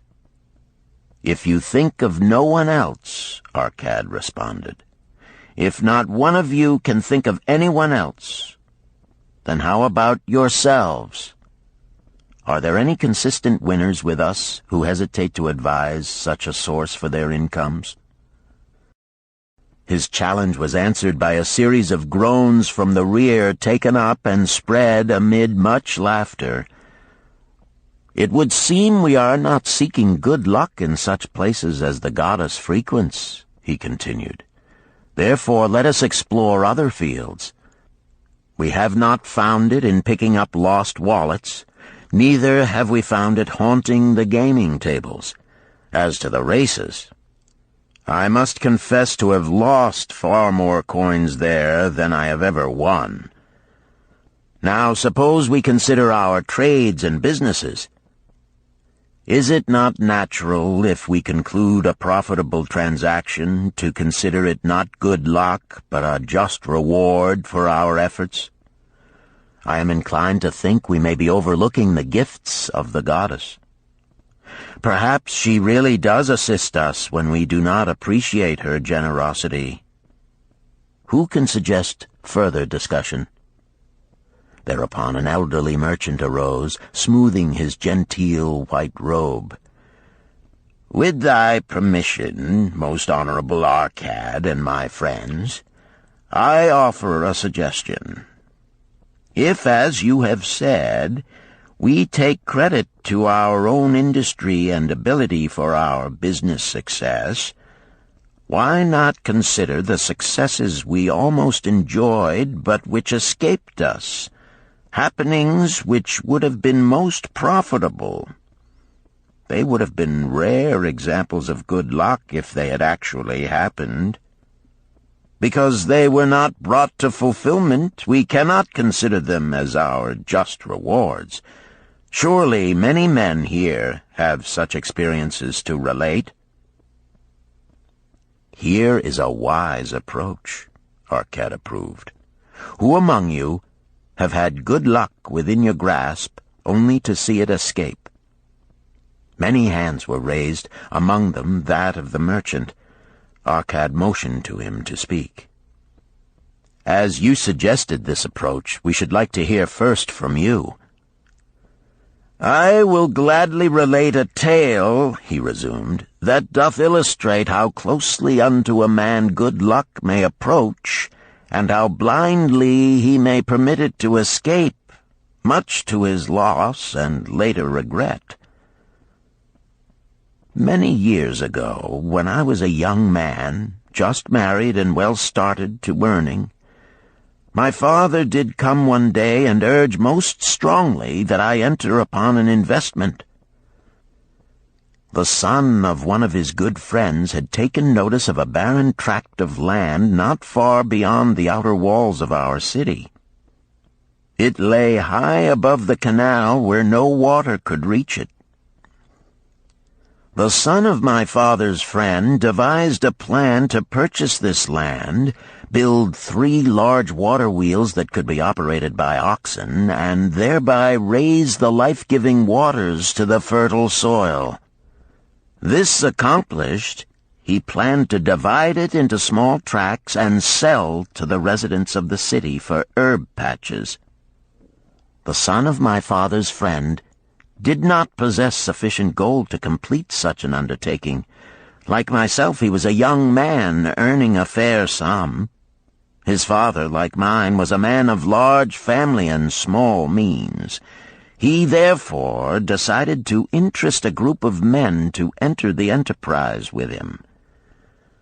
The group was to comprise 12. Each of whom must be a money earner and agree to pay 1/10 of his earnings into the enterprise until the land was made ready for sale. All would then share justly in the profits in proportion to their investment. "Thou, my son," bespoke my father unto me, "art now in thy young manhood. It is my deep desire that thou begin the building of a valuable estate for thyself, that thou mayest become respected among men. I desire to see thou profit from a knowledge of the thoughtless mistakes of thy father." "This do I most ardently desire, my father," I replied. "Then this do I advise. Do what I should have done at thy age. From thy earnings keep out 1/10 to put into favorable investments. With this 1/10 of thy earnings, and what it will also earn, thou canst, before thou art my age, accumulate for thyself a valuable estate." "Thy words are words of wisdom, my father. Greatly do I desire riches. Yet there are many uses to which my earnings are called. Therefore do I hesitate to do as thou dost advise. I am young. There is plenty of time." "So I thought at thy age. Yet behold, many years have passed, and I have not yet made the beginning." "We live in a different age, my father. I shall avoid thy mistakes."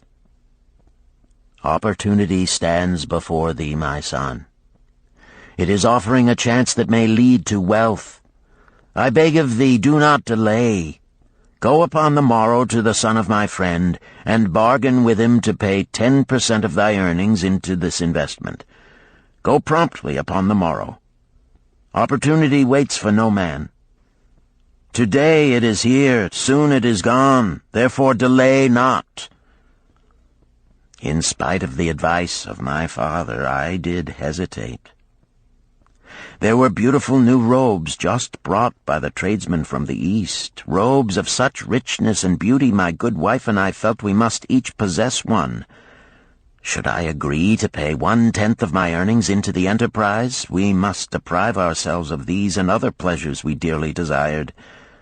I delayed making a decision until it was too late, much to my subsequent regret. The enterprise did prove to be more profitable than any man had prophesied.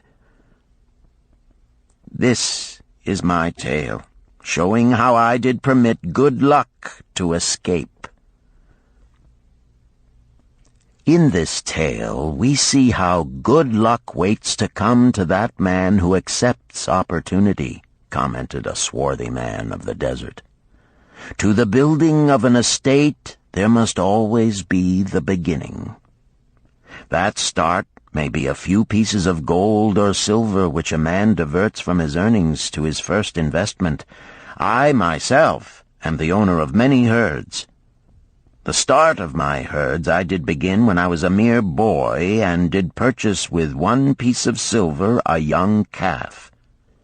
This, being the beginning of my wealth, was of great importance to me. To take his first start to building an estate is as good luck as can come to any man. With all men, that first step, which changes them from men who earn from their own labor to men who draw dividends from the earnings of their gold, is important. Some fortunately take it when young and thereby outstrip in financial success those who do take it later, or those unfortunate men, like the father of this merchant, who never take it. Had our friend the merchant taken this step in his early manhood when this opportunity came to him, this day he would be blessed with much more of this world's goods. Should the good luck of our friend the cloth weaver cause him to take such a step at this time, it will indeed be but the beginning of much greater good fortune. "Thank you. I like to speak also," a stranger from another country arose. "I am a Syrian. Not so well do I speak your tongue. I wish to call this friend, the merchant, a name. Maybe you think it not polite, this name. Yet I wish to call him that. But, alas, I not know your word for it. If I do call it in Syrian, you will not understand.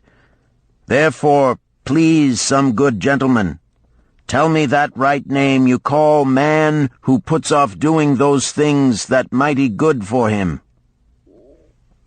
"Procrastinator!" called a voice. "That's him!" shouted the Syrian, waving his hands excitedly. "He accepts not opportunity when she comes. He waits. He says, I have much business right now. By and by I talk to you. Opportunity she will not wait for such slow fellow. She thinks if a man desires to be lucky he will step quick. Any man who not step quick when opportunity comes. He, big procrastinator like our friend, this merchant." The merchant arose and bowed good-naturedly in response to the laughter. "My admiration to the stranger within our gates who hesitates not to speak the truth." And now let us hear another tale of opportunity. Who has for us another experience? Demanded Arkad. "I have," responded a red-robed man of middle age. "I am a buyer of animals, mostly camels and horses. Sometimes I do also buy the sheep and goats. The tale I am about to relate will tell truthfully how opportunity came one night when I did least expect it. Perhaps for this reason I did let it escape. Of this you shall be the judge. Returning to the city one evening after a disheartening 10 days' journey in search of camels, I was much angered to find the gates of the city closed and locked. While my slaves spread our tent for the night, which we looked to spend with little food and no water, I was approached by an elderly farmer who, like ourselves, found himself locked outside.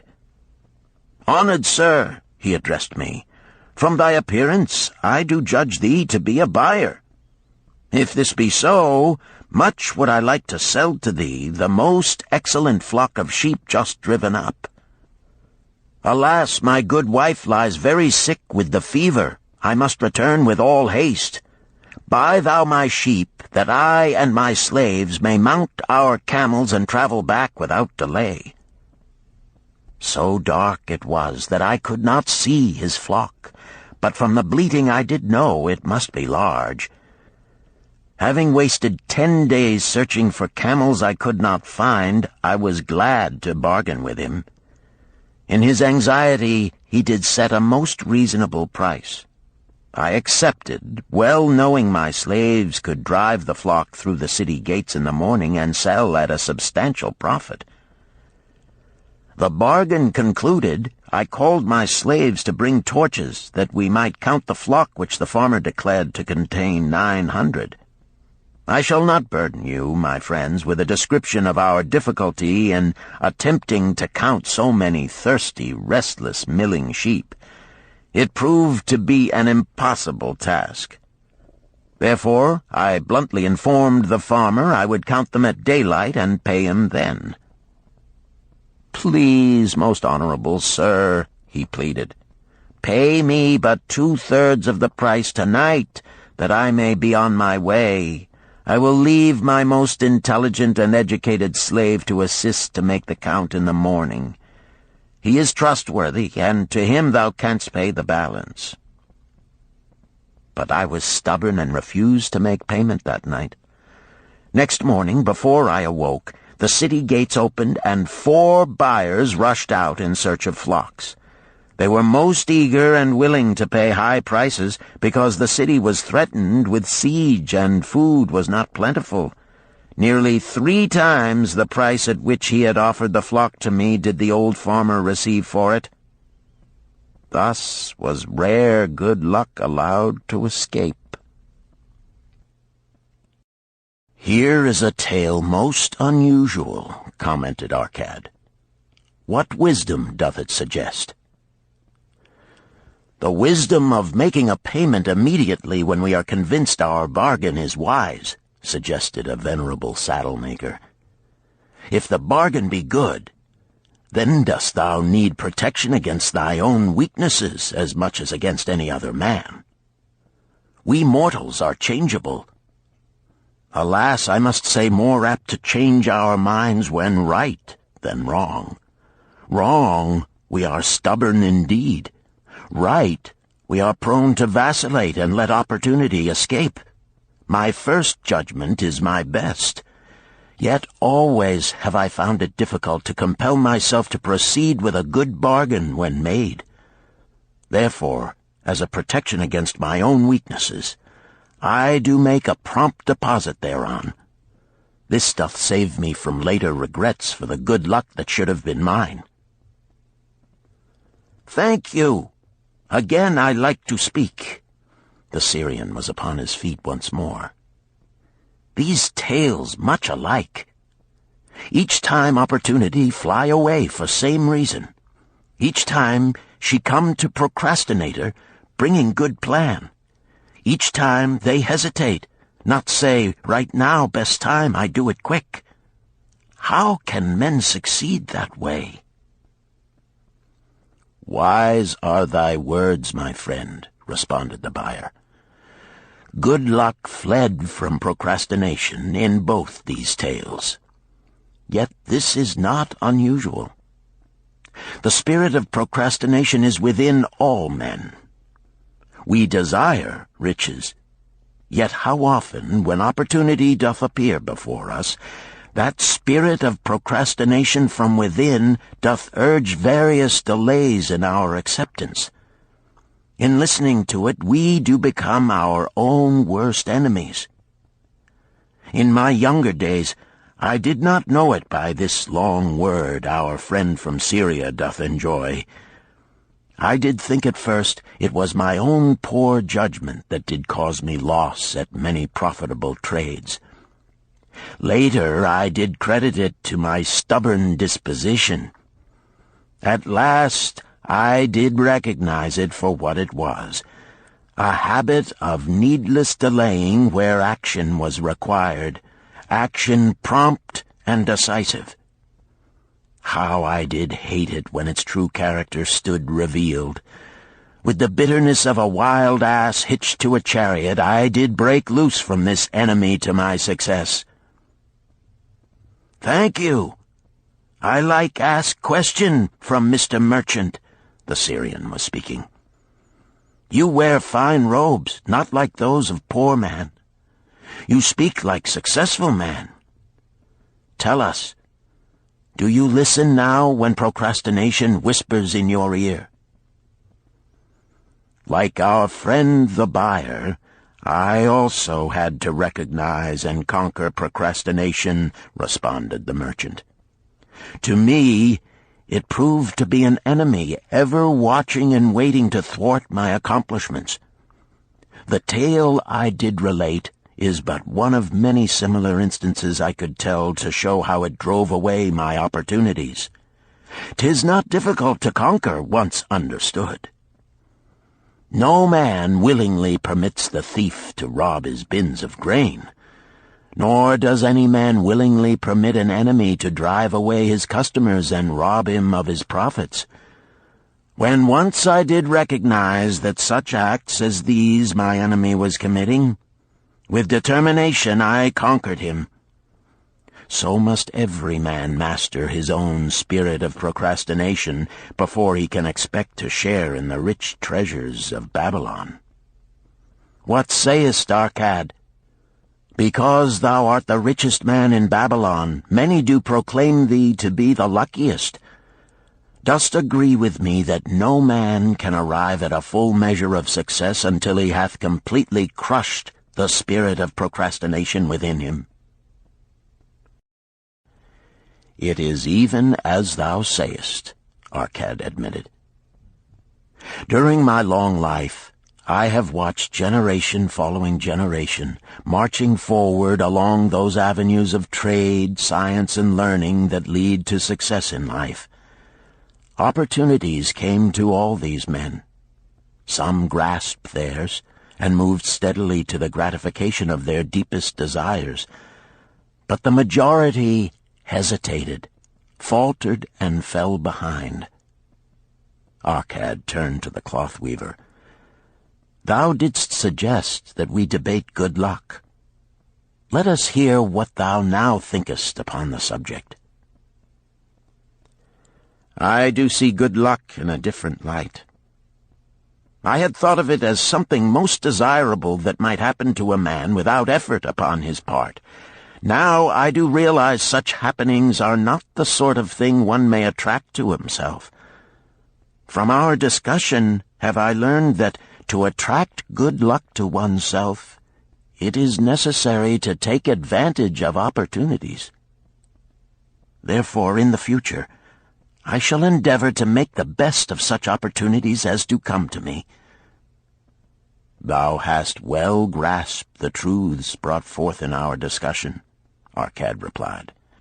Good luck, we do find, often follows opportunity, but seldom comes otherwise. Our merchant friend would have found great good luck had he accepted the opportunity the good goddess did present to him. Our friend the buyer likewise would have enjoyed good luck had he completed the purchase of the flock and sold at such a handsome profit. We did pursue this discussion to find a means by which good luck could be enticed to us. I feel that we have found the way. Both the tales did illustrate how good luck follows opportunity. Herein lies a truth that many similar tales of good luck, won or lost, could not change. The truth is this: good luck can be enticed by accepting opportunity. Those eager to grasp opportunities for their betterment do attract the interest of the good goddess. She is ever anxious to aid those who please her. Men of action please her best. Action will lead thee forward to the successes thou dost desire. Men of action are favored by the goddess of good luck.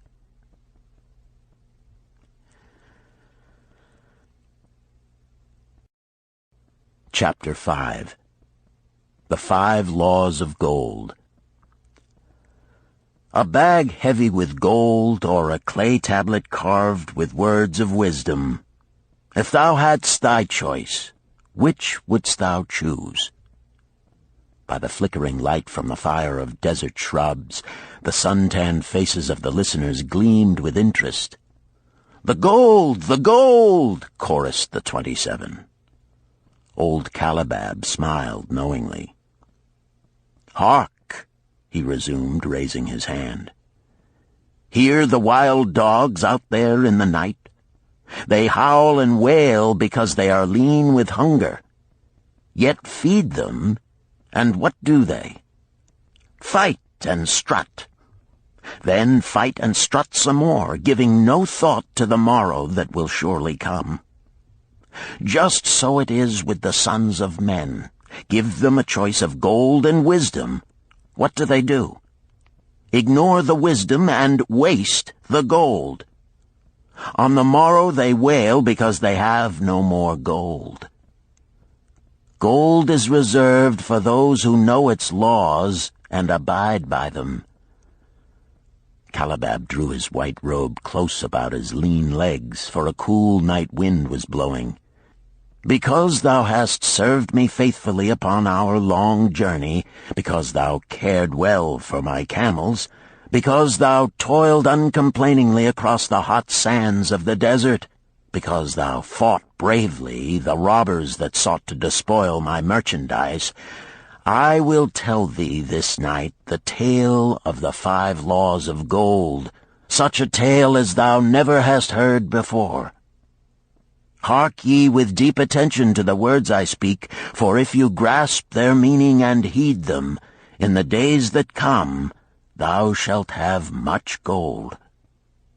He paused impressively. Above, in a canopy of blue, the stars shone brightly in the crystal-clear skies of Babylonia. Behind the group loomed their faded tents tightly staked against possible desert storms. Beside the tents were neatly stacked bales of merchandise covered with skins. Nearby, the camel herd sprawled in the sand, some chewing their cuds contentedly, others snoring in hoarse discord. "Thou hast told us many good tales, Calab," spoke up the chief packer.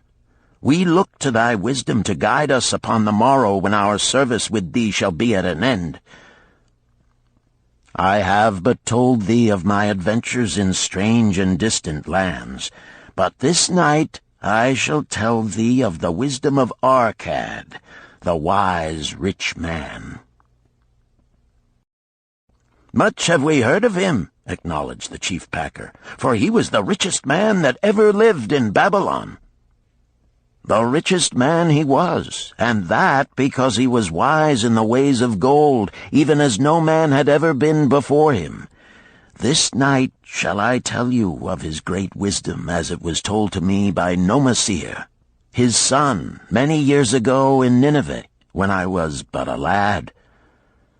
My master and myself had tarried long into the night in the palace of Nomasir. I had helped my master bring great bundles of fine rugs, each one to be tried by Nomasir until his choice of colors was satisfied.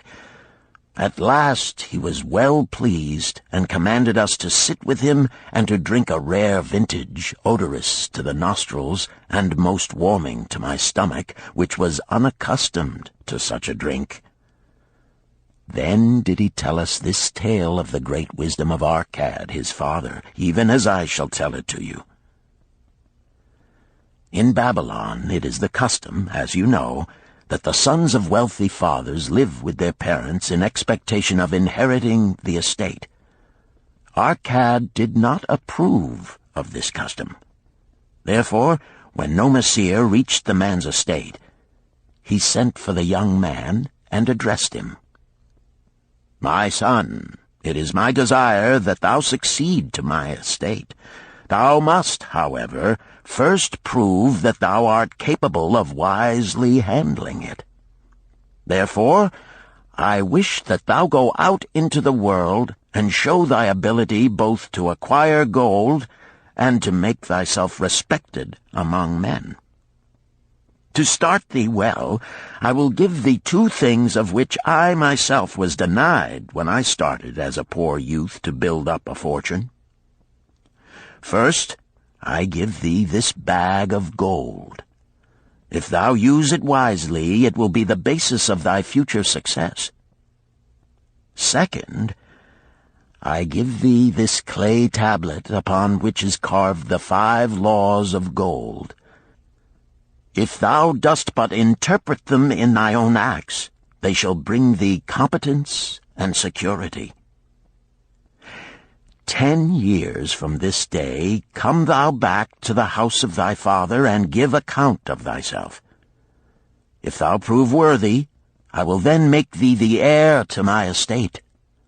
Otherwise I will give it to the priests that they may barter for my soul the kind consideration of the gods." So Nomasir went forth to make his own way, taking his bag of gold, the clay tablet carefully wrapped in silken cloth, his slave, and the horses upon which they rode. The 10 years passed, and Nomasir, as he had agreed, returned to the house of his father, who provided a great feast in his honor, to which he invited many friends and relatives.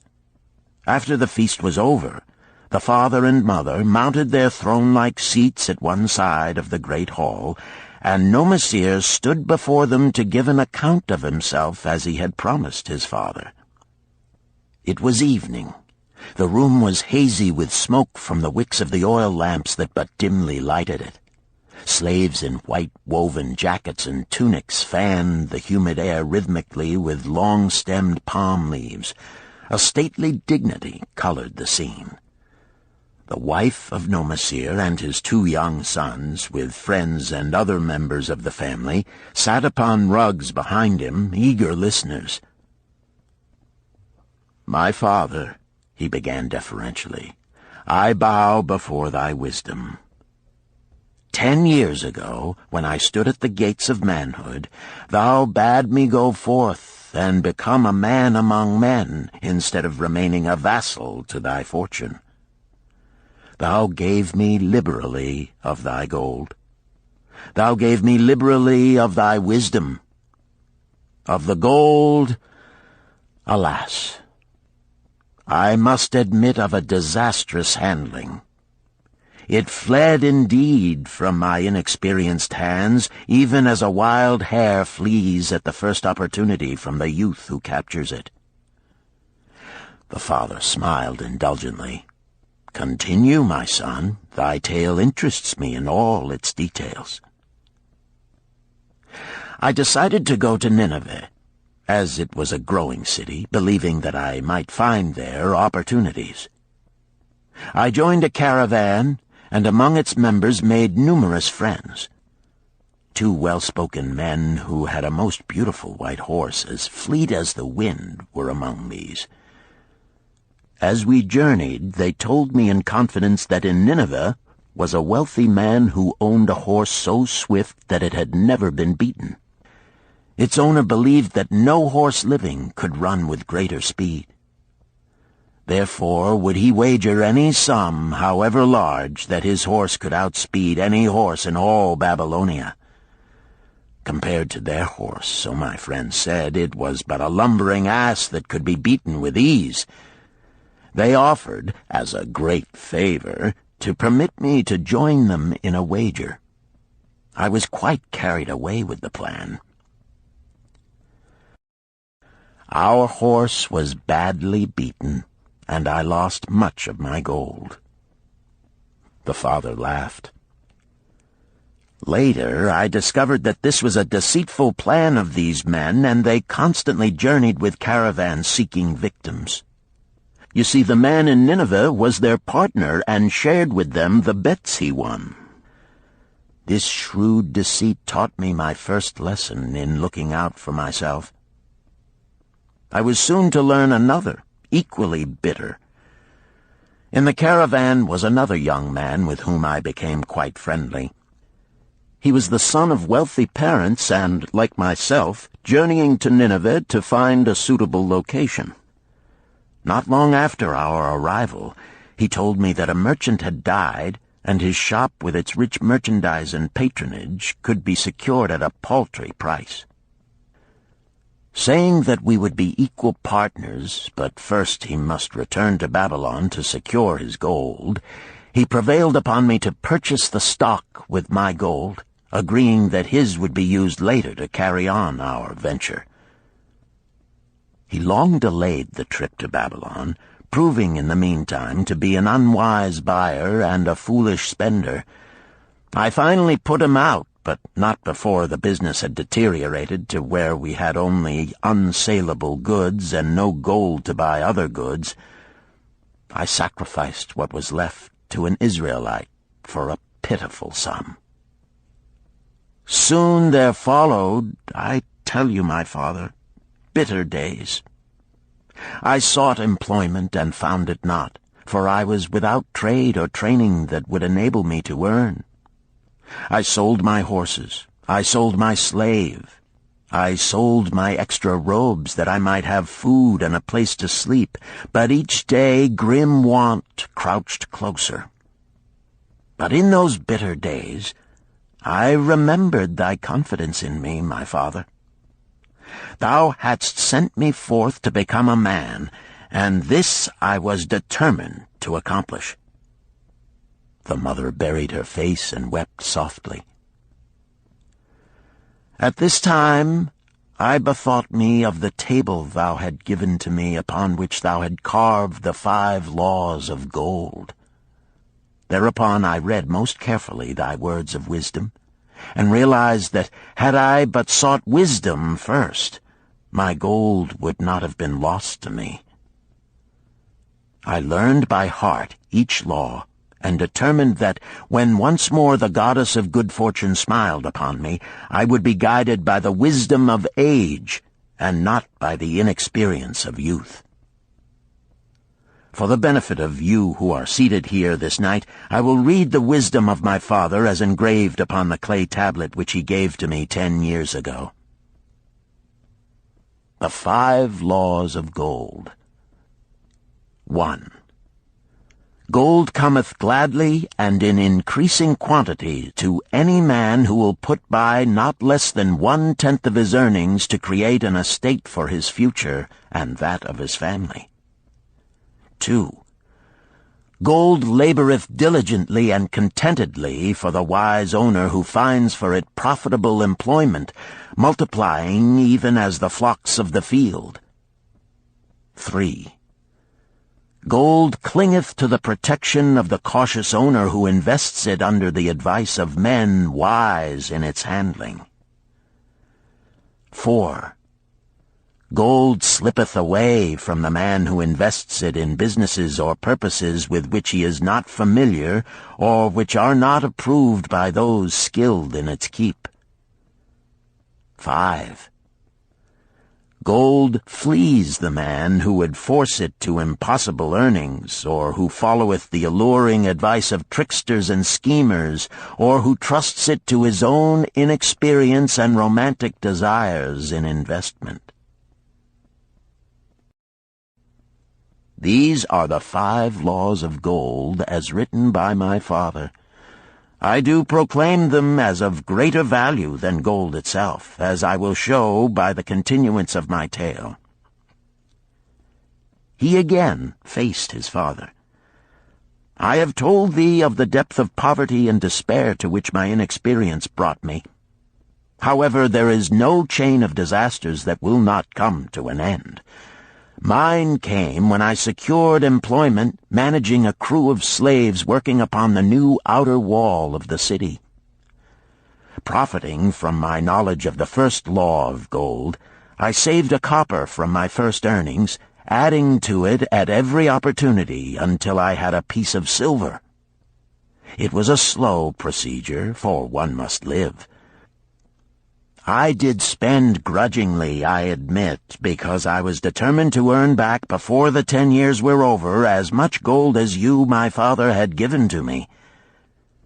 One day the slave-master with whom I had become quite friendly said to me, "Thou art a thrifty youth who spends not wantonly what he earns. Hast thou gold put by that is not earning?" "Yes," I replied. "It is my greatest desire to accumulate gold, to replace that which my father gave to me and which I have lost. 'Tis a worthy ambition, I will grant. And do you know that the gold which you have saved can work for you and earn much more gold?" "Alas, my experience has been bitter, for my father's gold has fled from me, and I am in much fear lest my own do the same." "If thou hast confidence in me, I will give thee a lesson in the profitable handling of gold," he replied. "Within a year the outer wall will be complete and ready for the great gates of bronze that will be built at each entrance to protect the city from the king's enemies. In all Nineveh there is not enough metal to make these gates, and the king has not thought to provide it. Here is my plan. A group of us will pool our gold and send a caravan to the mines of copper and tin which are distant, and bring to Nineveh the metal for the gates. When the king says, 'Make the great gates,' we alone can supply the metal, and a rich price he will pay. If the king will not buy from us, we will yet have the metal which can be sold for a fair price." In his offer, I recognized an opportunity to abide by the third law and invest my savings under the guidance of wise men. Nor was I disappointed. Our pool was a success, and my small store of gold was greatly increased by the transaction. In due time I was accepted as a member of this same group in other ventures. They were men wise in the profitable handling of gold. They talked over each plan presented with great care before entering upon it. They would take no chance on losing their principal or tying it up in unprofitable investments from which their gold could not be recovered. Such foolish things as the horse race and the partnership into which I had entered with my inexperience would have had scant consideration with them. They would have immediately pointed out their weaknesses. Through my association with these men, I learned to safely invest gold to bring profitable returns. As the years went on, my treasure increased more and more rapidly. I not only made back as much as I lost, but much more. Through my misfortunes, my trials, and my success, I have tested time and again the wisdom of the 5 laws of gold, my father, and have proven them true in every test. To him who is without knowledge of the 5 laws, gold comes not often, and goeth away quickly. But to him who abide by the 5 laws, gold comes and works as his dutiful slave. Nomasir ceased speaking and motioned to a slave in the back of the room. The slave brought forward, one at a time, 3 heavy leather bags. One of these Nomasir took and placed upon the floor before his father, addressing him again. "Thou didst give to me a bag of gold, Babylon gold. Behold, in its place I do return to thee a bag of Nineveh gold of equal weight, an equal exchange, as all will agree. Thou didst give to me a clay tablet inscribed with wisdom. Behold, in its stead I do return 2 bags of gold." So saying, he took from the slave the other 2 bags, and likewise placed them upon the floor before his father. "This I do to prove to thee, my father, of how much greater value I consider thy wisdom than thy gold. Yet who can measure in bags of gold the value of wisdom? Without wisdom, gold is quickly lost by those who have it. But with wisdom, gold can be secured by those who have it not, as these 3 bags of gold do prove. It does indeed give to me the deepest satisfaction, my father, to stand before thee and say that, because of thy wisdom, I have been able to become rich and respected before men." The father placed his hand fondly upon the head of Nomasir. "Thou hast learned well thy lessons, and I am indeed fortunate to have a son to whom I may entrust my wealth." Calabab ceased his tale and looked critically at his listeners. "What means this to thee, this tale of Nomasir?" he continued. "Who among thee can go to thy father or to the father of thy wife and give an account of wise handling of his earnings? What would these venerable men think were you to say, 'I have traveled much and learned much and labored much and earned much, yet alas, of gold I have little. Some I spent wisely, some I spent foolishly, and much I lost in unwise ways'? Dost still think it but an inconsistency of fate that some men have much gold and others have naught? Then you err. Men have much gold when they know the 5 laws of gold and abide thereby. Because I learned these 5 laws in my youth and abided by them, I have become a wealthy merchant. Not by some strange magic did I accumulate my wealth. Wealth that comes quickly goeth the same way. Wealth that stayeth to give enjoyment and satisfaction to its owner comes gradually, because it is a child born of knowledge and persistent purpose. To earn wealth is but a slight burden upon the thoughtful man. Bearing the burden consistently from year to year accomplishes the final purpose. The 5 laws of gold offer to thee a rich reward for their observance. Each of these 5 laws is rich with meaning, and lest thou overlook this in the briefness of my tale, I will now repeat them. I do know them each by heart, because in my youth I could see their value and would not be content until I knew them word for word. The first law of gold.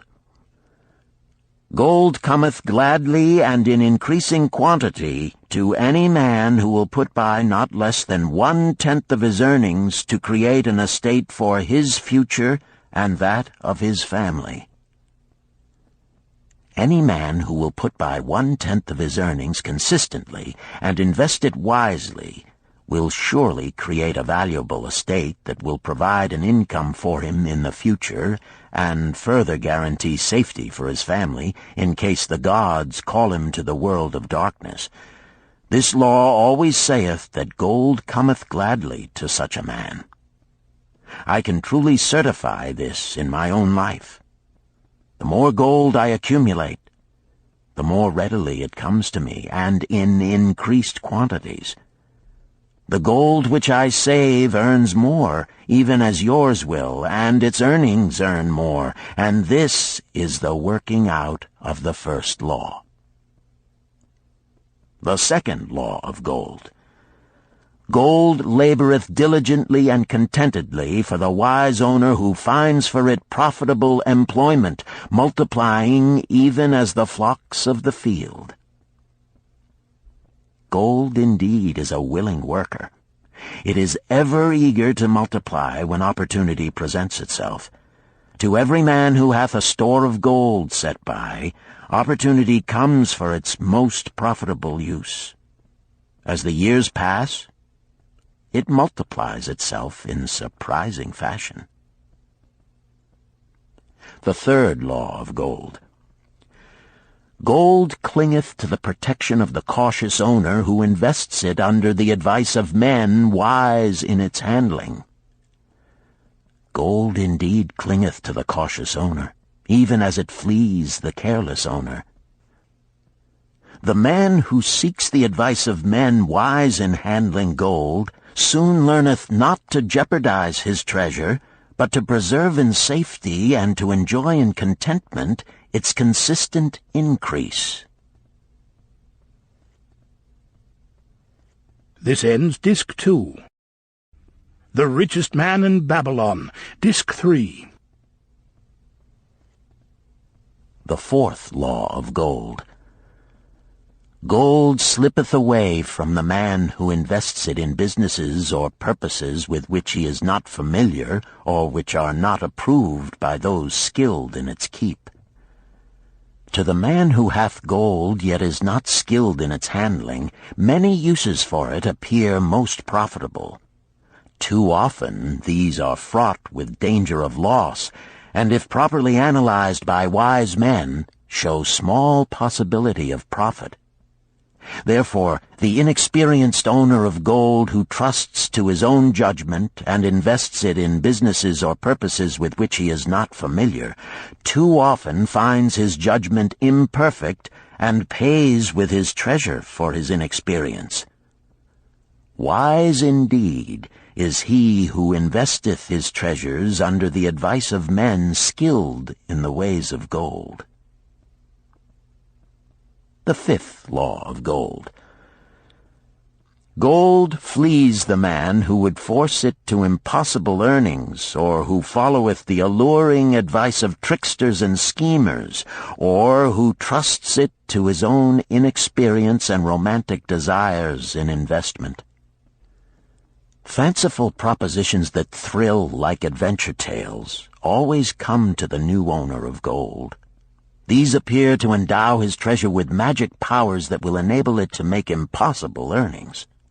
Yet heed ye the wise men, for verily they know the risks that lurk behind every plan to make great wealth suddenly.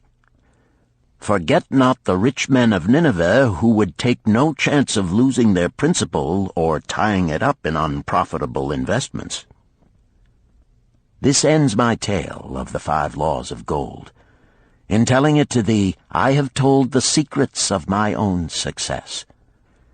Yet they are not secrets, but truths which every man must first learn and then follow, who wishes to step out of the multitude that, like yon wild dogs, must worry each day for food to eat. Tomorrow we enter Babylon.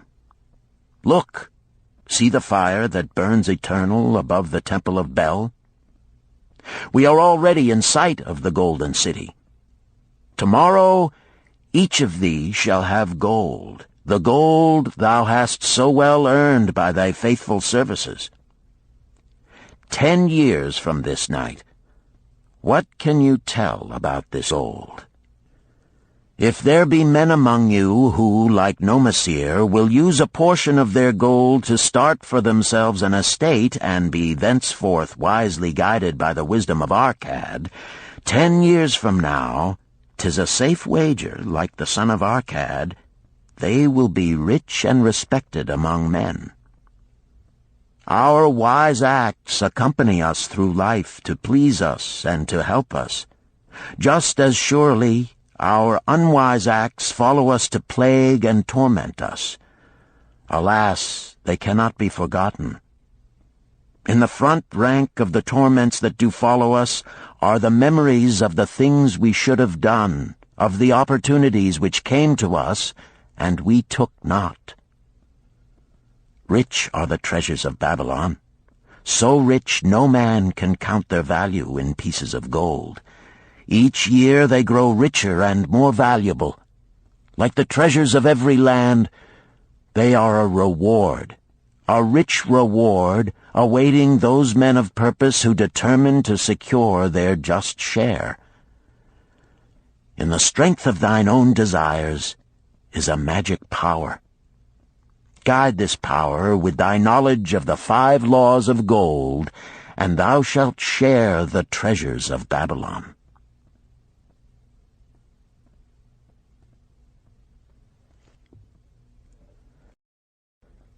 Chapter 6. The Gold Lender of Babylon. 50 pieces of gold. Never before had Rodan, the spearmaker of old Babylon, carried so much gold in his leather wallet. Happily down the king's highway from the palace of his most liberal majesty he strode. Cheerfully the gold clinked as the wallet at his belt swayed with each step, the sweetest music he had ever heard. 50 pieces of gold, all his. He could hardly realize his good fortune. What power in those clinking discs! They could purchase anything he wanted. A grand house, land, cattle, camels, horses, chariots, whatever he might desire. What use should he make of it? This evening, as he turned into a side street toward the home of his sister, he could think of nothing he would rather possess than those same glittering, heavy pieces of gold, his to keep. It was upon an evening some days later that a perplexed Rodan entered the shop of Mathon, the lender of gold and dealer in jewels and rare fabrics.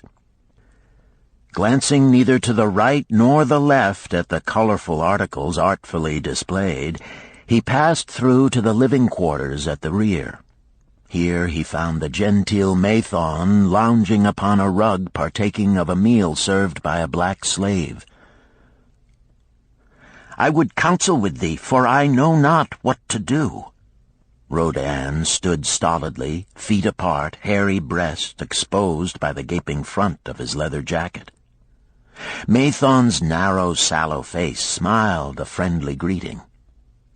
"What indiscretions hast thou done that thou shouldst seek the lender of gold? Hast been unlucky at the gaming table? Or hath some plump dame entangled thee? For many years have I known thee, yet never hast thou sought me to aid thee in thy troubles. No, no, not such as that. I seek no gold. Instead I crave thy wise advice. Hear, hear, what this man doth say. No one comes to the lender of gold for advice. My ears must play me false. They listen true. Can this be so? Rodan, the spear-maker, doth display more cunning than all the rest, for he comes to Mathon not for gold, but for advice. Many men come to me for gold to pay for their follies, but as for advice, they want it not. Yet who is more able to advise than the lender of gold to whom many men come in trouble? Thou shalt eat with me, Rodan, he continued. Thou shalt be my guest for the evening. Ando, he commanded of the black slave, draw up a rug for my friend Rodan, the spear-maker, who comes for advice. He shall be mine honored guest. Bring to him much food, and get for him my largest cup. Choose well of the best wine, that he may have satisfaction in the drinking. Now tell me, what troubles thee? It is the king's gift. The king's gift? The king did make thee a gift, and it gives thee trouble? What manner of gift? Because he was much pleased with the design I did submit to him for a new point on the spears of the royal guard, he did present me with 50 pieces of gold, and now I am much perplexed. I am beseeched each hour the sun doth travel across the sky by those who would share it with me. That is natural. More men want gold than have it, and would wish one who comes by it easily to divide. But can you not say no? Is thy will not as strong as thy fist? To many I can say no, yet sometimes it would be easier to say yes. Can one refuse to share with one's sister to whom he is deeply devoted? Surely thy own sister would not wish to deprive thee of enjoying thy reward? But it is for the sake of Araman, her husband, whom she wishes to see a rich merchant.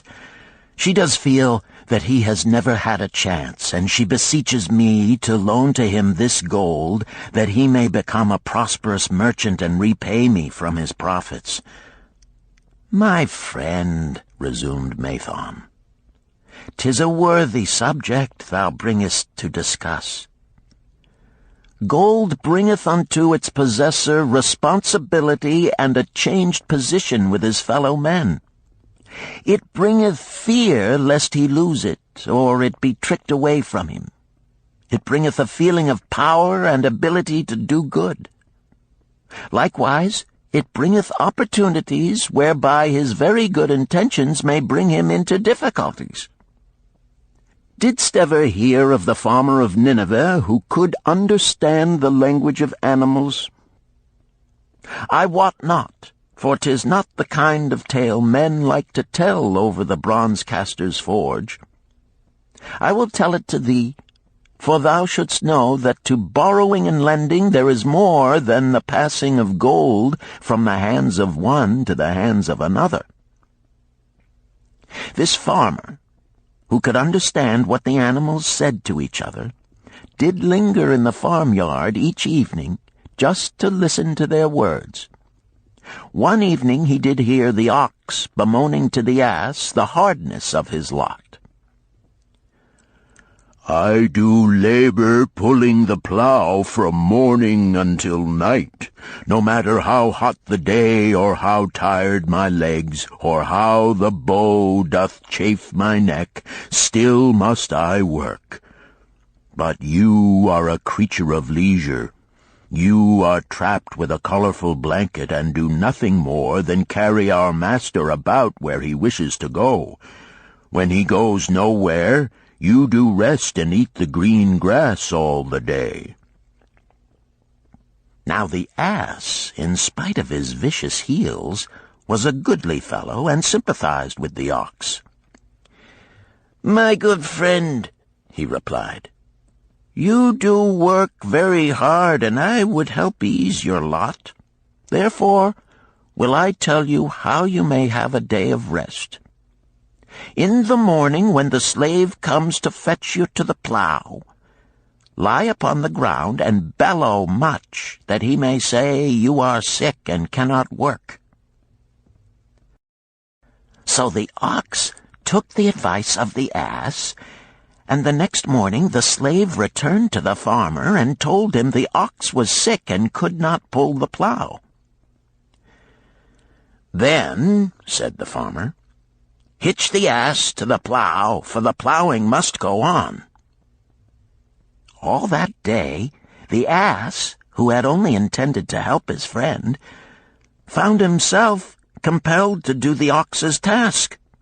When night came and he was released from the plow, his heart was bitter, and his legs were weary, and his neck was sore where the bow had chafed it. The farmer lingered in the barnyard to listen. The ox began first. "You are my good friend. Because of your wise advice I have enjoyed a day of rest."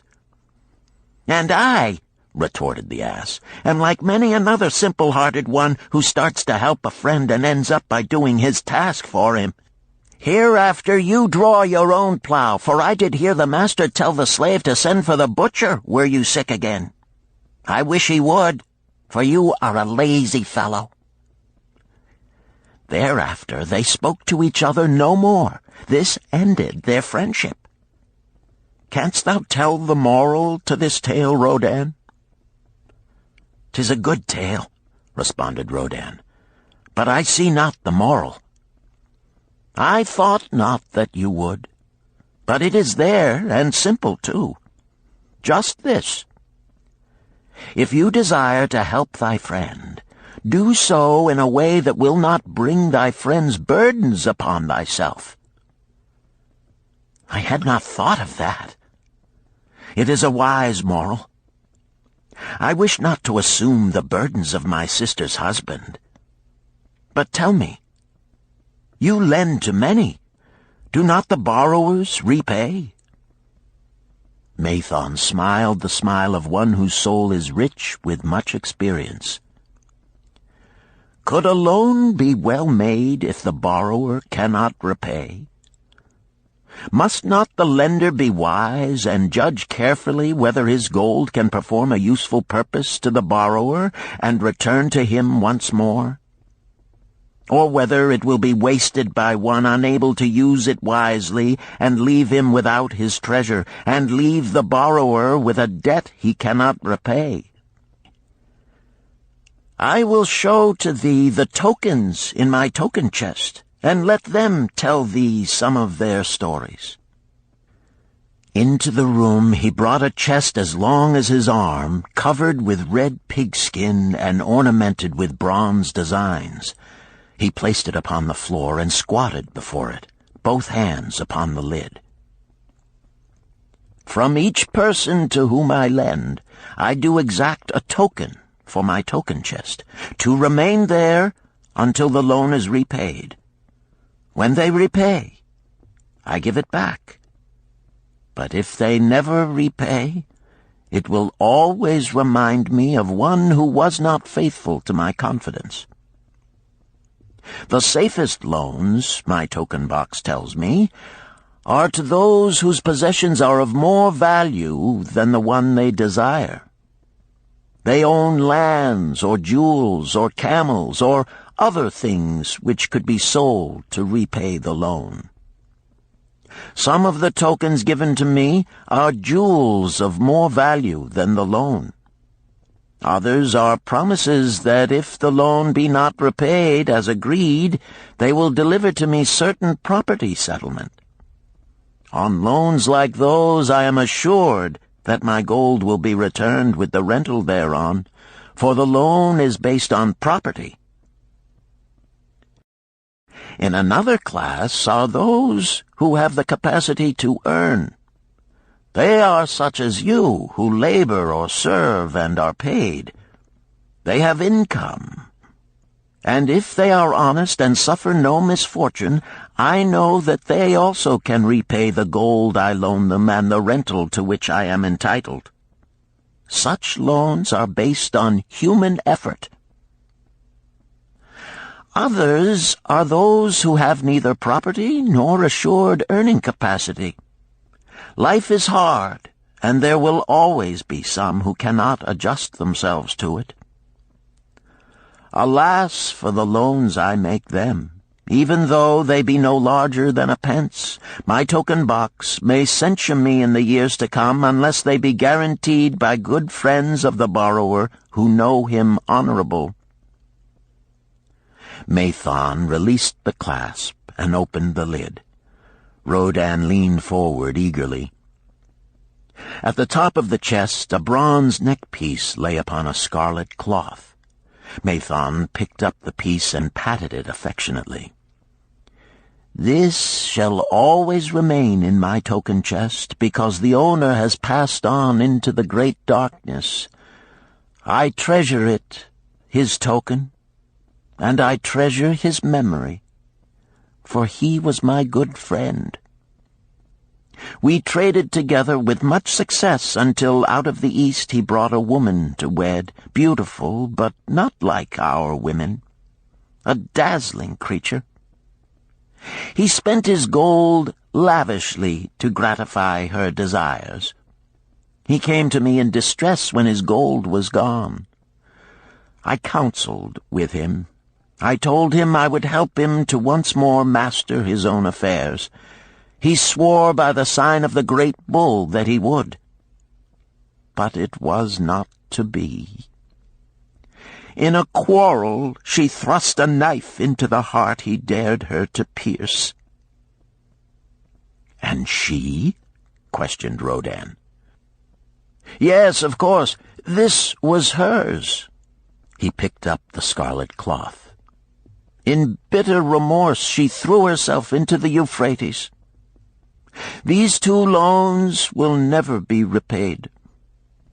The chest tells you, Rodan, that humans in the throes of great emotions are not safe risks for the gold lender. Here, now, this is different." He reached for a ring carved of ox bone. "This belongs to a farmer. I buy the rugs of his women. The locusts came, and they had not food. I helped him, and when the new crop came, he repaid me. Later he came again and told of strange goats in a distant land, as described by a traveler. They had long hair so fine and soft it would weave into rugs more beautiful than any ever seen in Babylon. He wanted a herd, but he had no money. So I did lend him gold to make the journey and bring back goats. Now his herd is begun, and next year I shall surprise the lords of Babylon with the most expensive rugs it has been their good fortune to buy. Soon I must return his ring. He doth insist on repaying promptly." "Some borrowers do that?" queried Rodan. "If they borrow for purposes that bring money back to them, I find it so. But if they borrow because of their indiscretions, I warn thee to be cautious if thou wouldst ever have thy gold back in hand again." "Tell me about this," requested Rodan, picking up a heavy gold bracelet inset with jewels in rare designs. "The women do appeal to my good friend," bantered Mathon. "I am still much younger than you," retorted Rodan. "I grant that, but this time thou doth suspicion romance where it is not. The owner of this is fat and wrinkled, and doth talk so much and say so little she drives me mad. Once they had much money and were good customers, but ill times came upon them. She has a son of whom she would make a merchant. So she came to me and borrowed gold that he might become a partner of a caravan owner who travels with his camels, bartering in one city what he buys in another. This man proved a rascal, for he left the poor boy in a distant city without money and without friends, pulling out early while the youth slept. Perhaps when this youth has grown to manhood he will repay. Until then I get no rental for the loan, only much talk. But I do admit the jewels are worthy of the loan." "Did this lady ask thy advice as to the wisdom of the loan?" "Quite otherwise. She had pictured to herself this son of hers as a wealthy and powerful man of Babylon. To suggest the contrary was to infuriate her. A fair rebuke I had. I knew the risk for this inexperienced boy, but as she offered security, I could not refuse her." "This," continued Mathon, waving a bit of pack rope tied into a knot, "belongs to Nebator, the camel trader. When he would buy a herd larger than his funds, he brings to me this knot, and I lend to him according to his needs. He is a wise trader. I have confidence in his good judgment and can lend him freely. Many other merchants of Babylon have my confidence because of their honorable behavior. Their tokens come and go frequently in my token box. Good merchants are an asset to our city, and it profits me to aid them to keep trade moving that Babylon be prosperous." Mathon picked out a beetle carved in turquoise and tossed it contemptuously on the floor. "A bug from Egypt. The lad who owns this does not care whether I ever receive back my gold. When I reproach him, he replies, 'How can I repay when ill fate pursues me? You have plenty more. What can I do?' The token is his father's, a worthy man of small means who did pledge his land and herd to back his son's enterprises. The youth found success at first, and then was overzealous to gain great wealth. His knowledge was immature. His enterprises collapsed. Youth is ambitious. Youth would take shortcuts to wealth and the desirable things for which it stands. To secure wealth quickly, youth often borrows unwisely. Youth, never having had experience, cannot realize that hopeless debt is like a deep pit into which one may descend quickly, and where one may struggle vainly for many days. It is a pit of sorrow and regrets, where the brightness of the sun is overcast, and night is made unhappy by restless sleeping. Yet I do not discourage borrowing gold. I encourage it. I recommend it if it be for a wise purpose.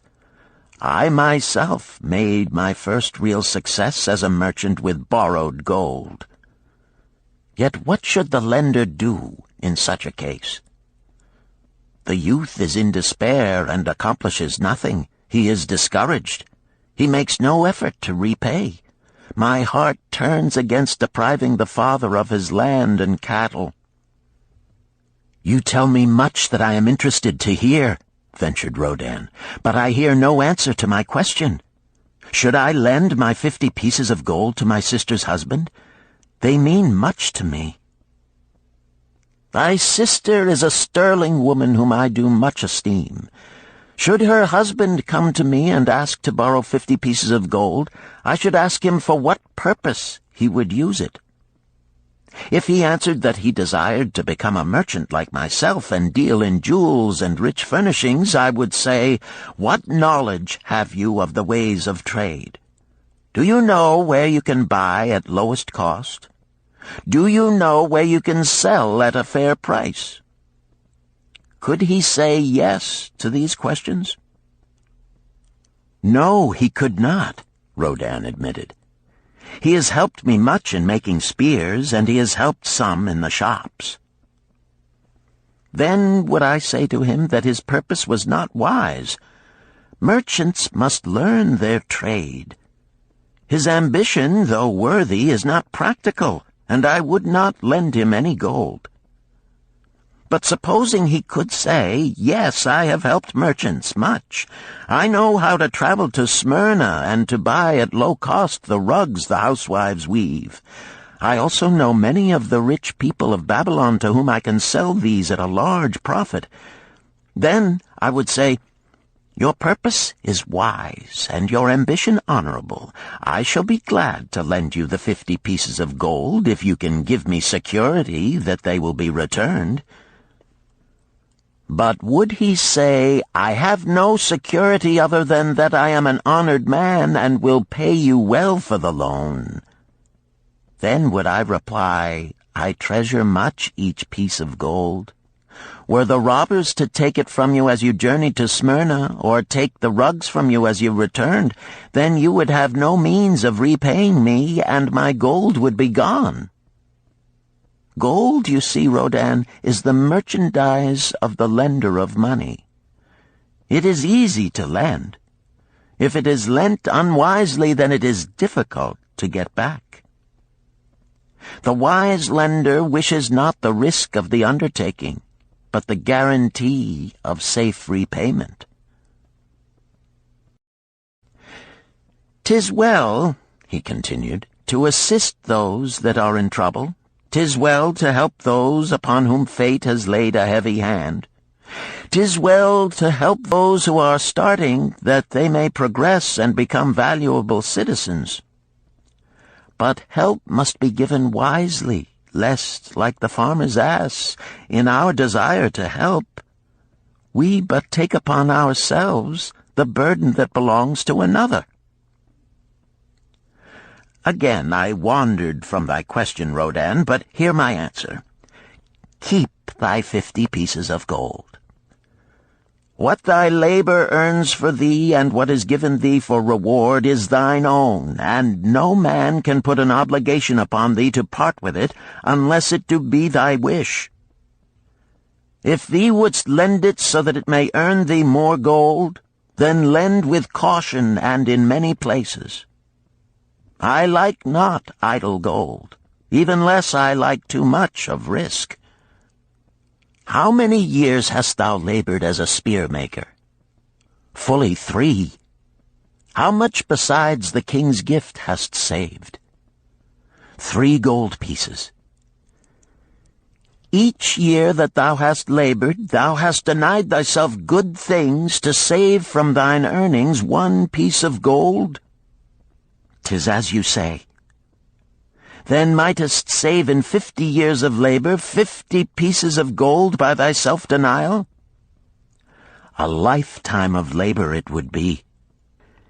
Thinkest thou thy sister would wish to jeopardize the savings of 50 years of labor over the bronze melting pot, that her husband might experiment on being a merchant? Not if I spoke in your words.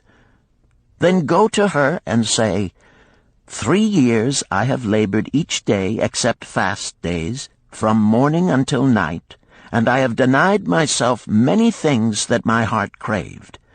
For each year of labor and self-denial, I have to show 1 piece of gold.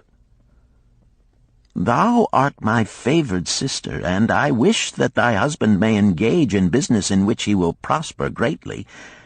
If he will submit to me a plan that seems wise and possible to my friend Mathon, then will I gladly lend to him my savings of an entire year, that he may have an opportunity to prove that he can succeed. Do that, I say, and if he has within him the soul to succeed, he can prove it. If he fails, he will not owe thee more than he can hope some day to repay. I am a gold lender because I own more gold than I can use in my own trade. I desire my surplus gold to labor for others and thereby earn more gold.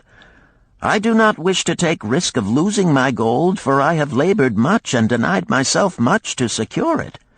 Therefore I will no longer lend any of it where I am not confident that it is safe and will be returned to me.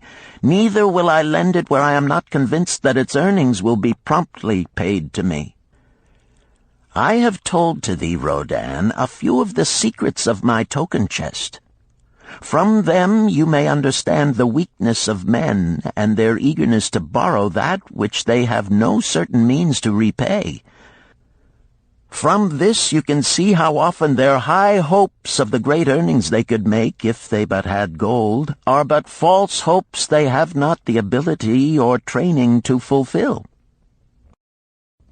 Thou, Rodan, now have gold which thou shouldst put to earning more gold for thee. Thou art about to become, even as I, a gold lender. If thou dost safely preserve thy treasure, it will produce liberal earnings for thee, and be a rich source of pleasure and profit during all thy days. But if thou dost let it escape from thee, it will be a source of constant sorrow and regret as long as thy memory doth last. What desirest thou most of this gold in thy wallet? To keep it safe. Wisely spoken, replied Mathon approvingly. Thy first desire is for safety.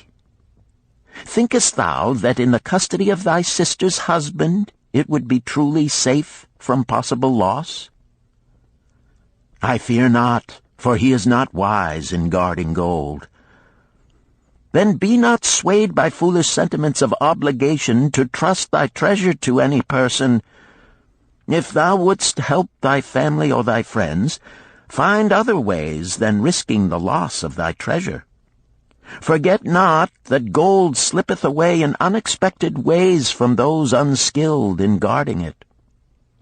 As well waste thy treasure in extravagance as let others lose it for thee. What next after safety dost desire of this treasure of thine? That it earn more gold.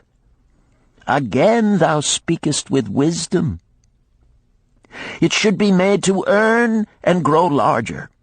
Gold wisely lent may even double itself with its earnings before a man like you groweth old. If you risk losing it, you risk losing all that it would earn as well. Therefore be not swayed by the fantastic plans of impractical men who think they see ways to force thy gold to make earnings unusually large. Such plans are the creations of dreamers unskilled in the safe and dependable laws of trade. Be conservative in what thou expectest to earn, that thou mayest keep and enjoy thy treasure. To hire it out with a promise of usurious returns is to invite loss. Seek to associate thyself with men and enterprises whose success is established, that thy treasure may earn liberally under their skillful use and be guarded safely by their wisdom and experience. Thus mayest thou avoid the misfortunes that follow most of the sons of men to whom the gods see fit to entrust gold. When Rodan would thank him for his wise advice, he would not listen, saying, "The king's gift shall teach thee much wisdom.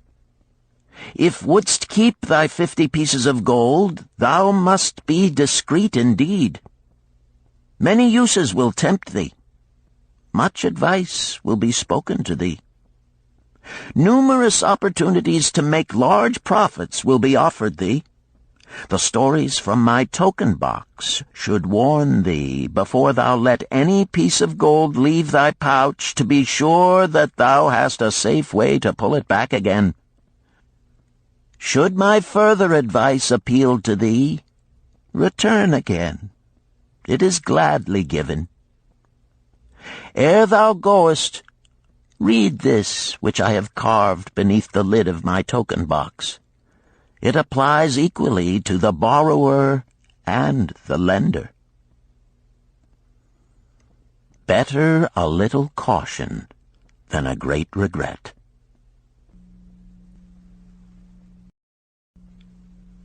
Chapter 7. The Walls of Babylon. Old Banzar, grim warrior of another day, stood guard at the passageway leading to the top of the ancient walls of Babylon. Up above, valiant defenders were battling to hold the walls. Upon them depended the future existence of this great city with its hundreds of thousands of citizens. Over the walls came the roar of the attacking armies, the yelling of many men, the trampling of thousands of horses, the deafening boom of the battering rams pounding the bronzed gates. In the street behind the gate lounged the spearmen, waiting to defend the entrance should the gates give way. They were but few for the task. The main armies of Babylon were with their king, far away in the east on a great expedition against the Elamites. No attack upon the city having been anticipated during their absence, the defending forces were small. Unexpectedly from the north bore down the mighty armies of the Assyrians, and now the walls must hold or Babylon was doomed. About Banzar were great crowds of citizens, white-faced and terrified, eagerly seeking news of the battle. With hushed awe they viewed the stream of wounded and dead being carried or led out of the passageway.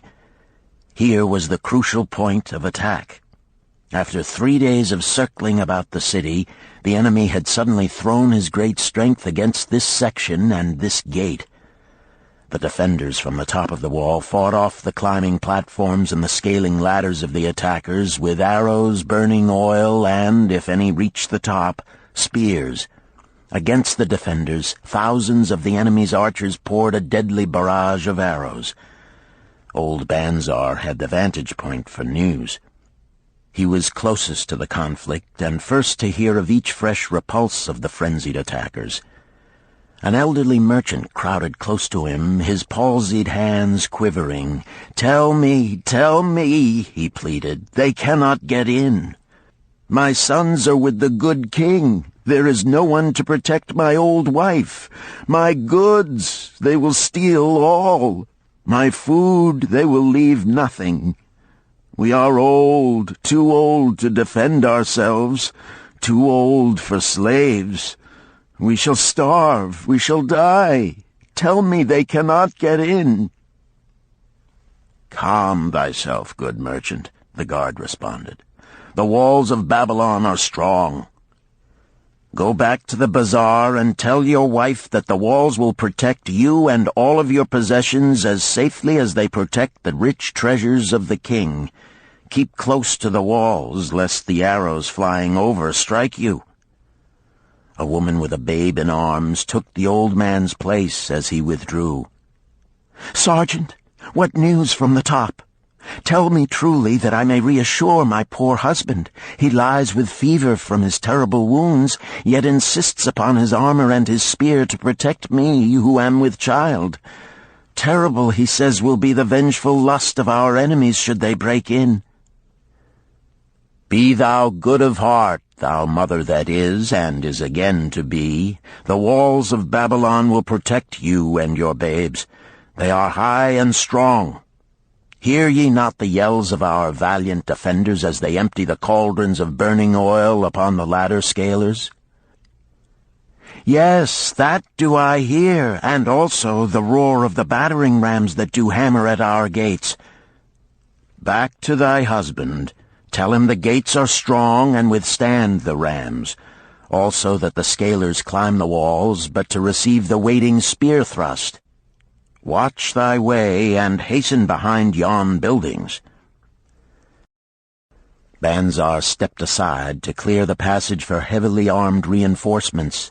As, with clanking bronze shields and heavy tread, they tramped by, a small girl plucked at his girdle.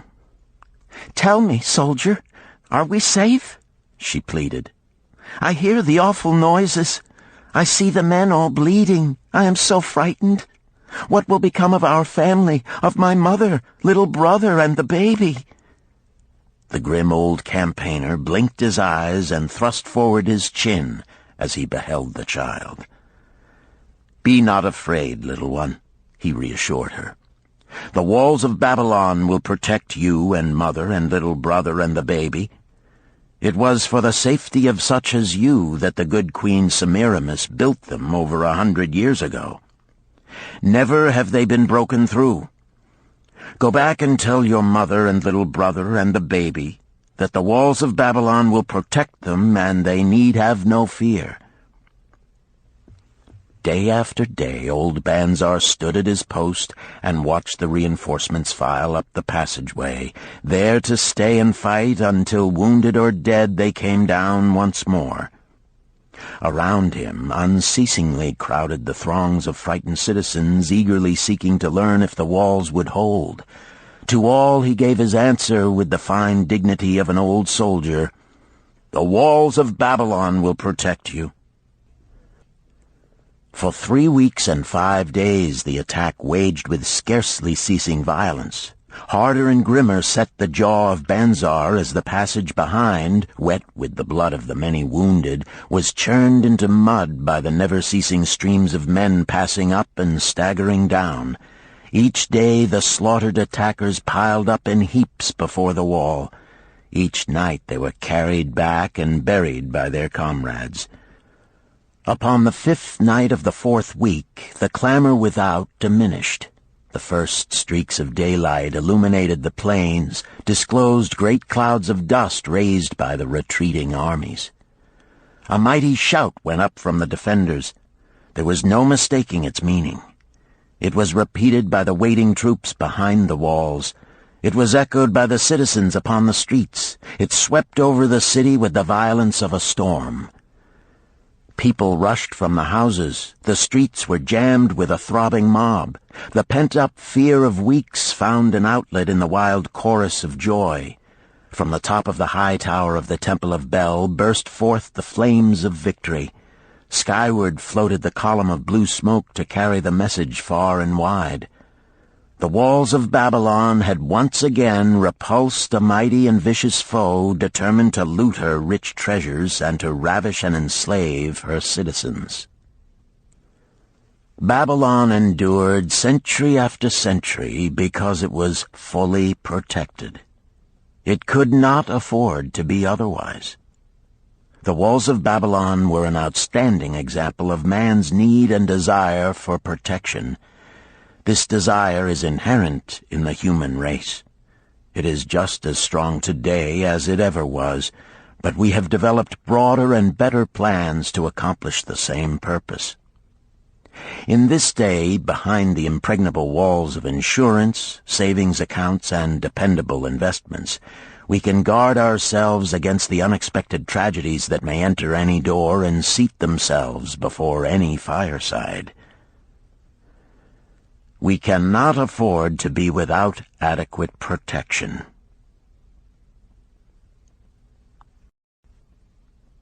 Chapter 8. The Camel Trader of Babylon. The hungrier one becomes, the clearer one's mind works. Also, the more sensitive one becomes to the odors of food. Arkad, the son of Azure, certainly thought so. For 2 whole days he had tasted no food except 2 small figs purloined from over the wall of a garden. Not another could he grab before the angry woman rushed forth and chased him down the street. Her shrill cries were still ringing in his ears as he walked through the marketplace. They helped him to restrain his restless fingers from snatching the tempting fruits from the baskets of the market women.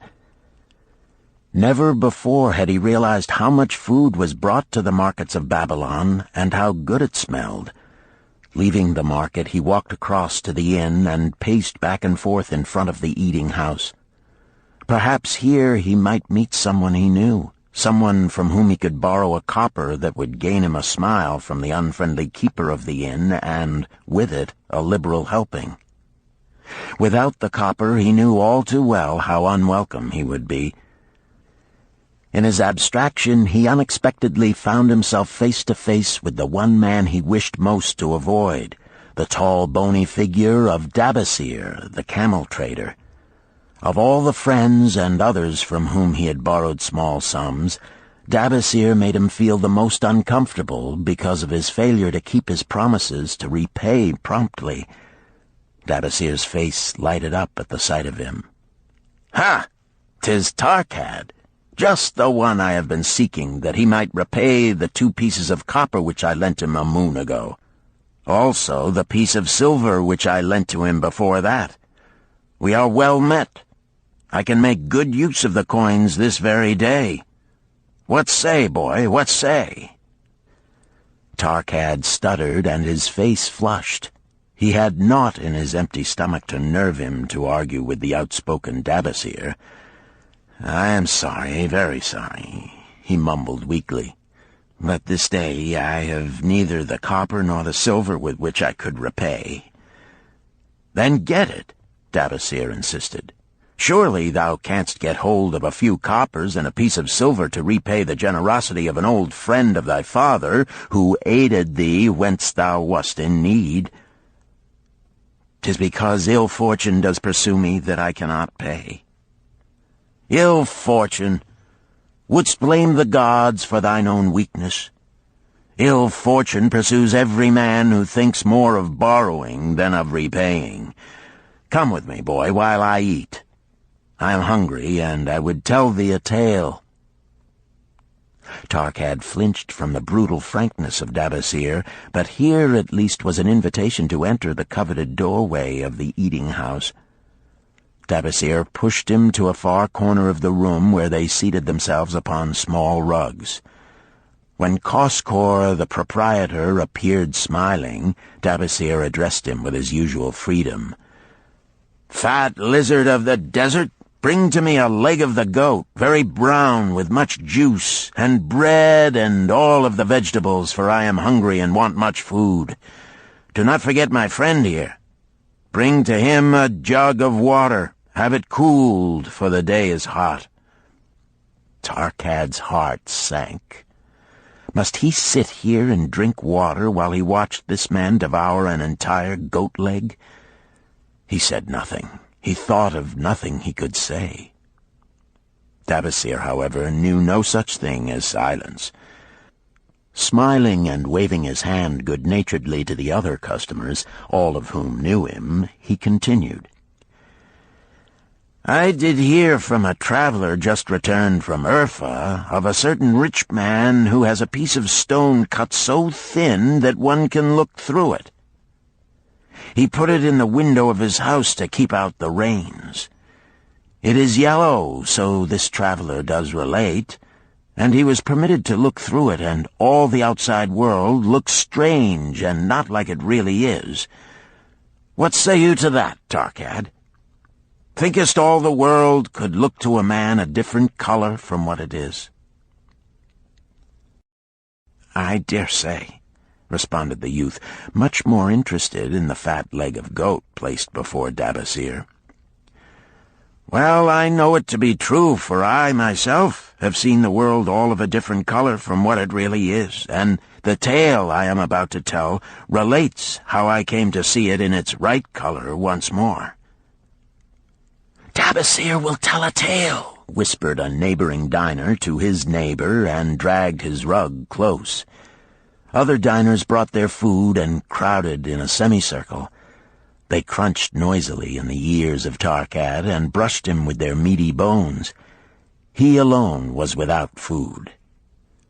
Dabasir did not offer to share with him, nor even motion him to a small corner of the hard bread that was broken off and had fallen from the platter to the floor. "The tale that I am about to tell," began Dabasir, pausing to bite a goodly chunk from the goat leg, "relates to my early life and how I came to be a camel trader. Didst anyone know that I once was a slave in Syria?" A murmur of surprise ran through the audience, to which Dabasir listened with satisfaction. "When I was a young man," continued Dabasir after another vicious onslaught on the goat leg, "I learned the trade of my father, the making of saddles. I worked with him in his shop and took to myself a wife. Being young and not greatly skilled, I could earn but little, just enough to support my excellent wife in a modest way. I craved good things which I could not afford. Soon I found that the shopkeepers would trust me to pay later, even though I could not pay at the time. Being young and without experience, I did not know that he who spends more than he earns is sowing the winds of needless self-indulgence from which he is sure to reap the whirlwinds of trouble and humiliation. So I indulged my whims for fine raiment and bought luxuries for my good wife and our home beyond our means. I paid as I could, and for a while all went well. But in time I discovered I could not use my earnings both to live upon and to pay my debts. Creditors began to pursue me to pay for my extravagant purchases, and my life became miserable. I borrowed from my friends, but could not repay them either. Things went from bad to worse. My wife returned to her father, and I decided to leave Babylon and seek another city where a young man might have better chances. For 2 years I had a restless and unsuccessful life working for caravan traders. From this I fell in with a set of likable robbers who scoured the desert for unarmed caravans. Such deeds were unworthy of the son of my father, but I was seeing the world through a colored stone and did not realize to what degradation I had fallen. We met with success on our first trip, capturing a rich haul of gold and silks and valuable merchandise. This loot we took to Ganir and squandered. The second time we were not so fortunate. Just after we had made our capture, we were attacked by the spearsmen of a native chief to whom the caravans paid for protection. Our 2 leaders were killed, and the rest of us were taken to Damascus, where we were stripped of our clothing and sold as slaves. I was purchased for 2 pieces of silver by a Syrian desert chief. With my hair shorn and but a loincloth to wear, I was not so different from the other slaves. Being a reckless youth, I thought it merely an adventure until my master took me before his 4 wives and told them they could have me for a eunuch. Then, indeed, did I realize the hopelessness of my situation. These men of the desert were fierce and warlike. I was subject to their will without weapons or means of escape. Fearful I stood as those 4 women looked me over. I wondered if I could expect pity from them. Sirah, the first wife, was older than the others. Her face was impassive as she looked upon me. I turned from her with little consolation. The next was a contemptuous beauty who gazed at me as indifferently as if I had been a worm of the earth. The 2 younger ones tittered as though it were all an exciting joke.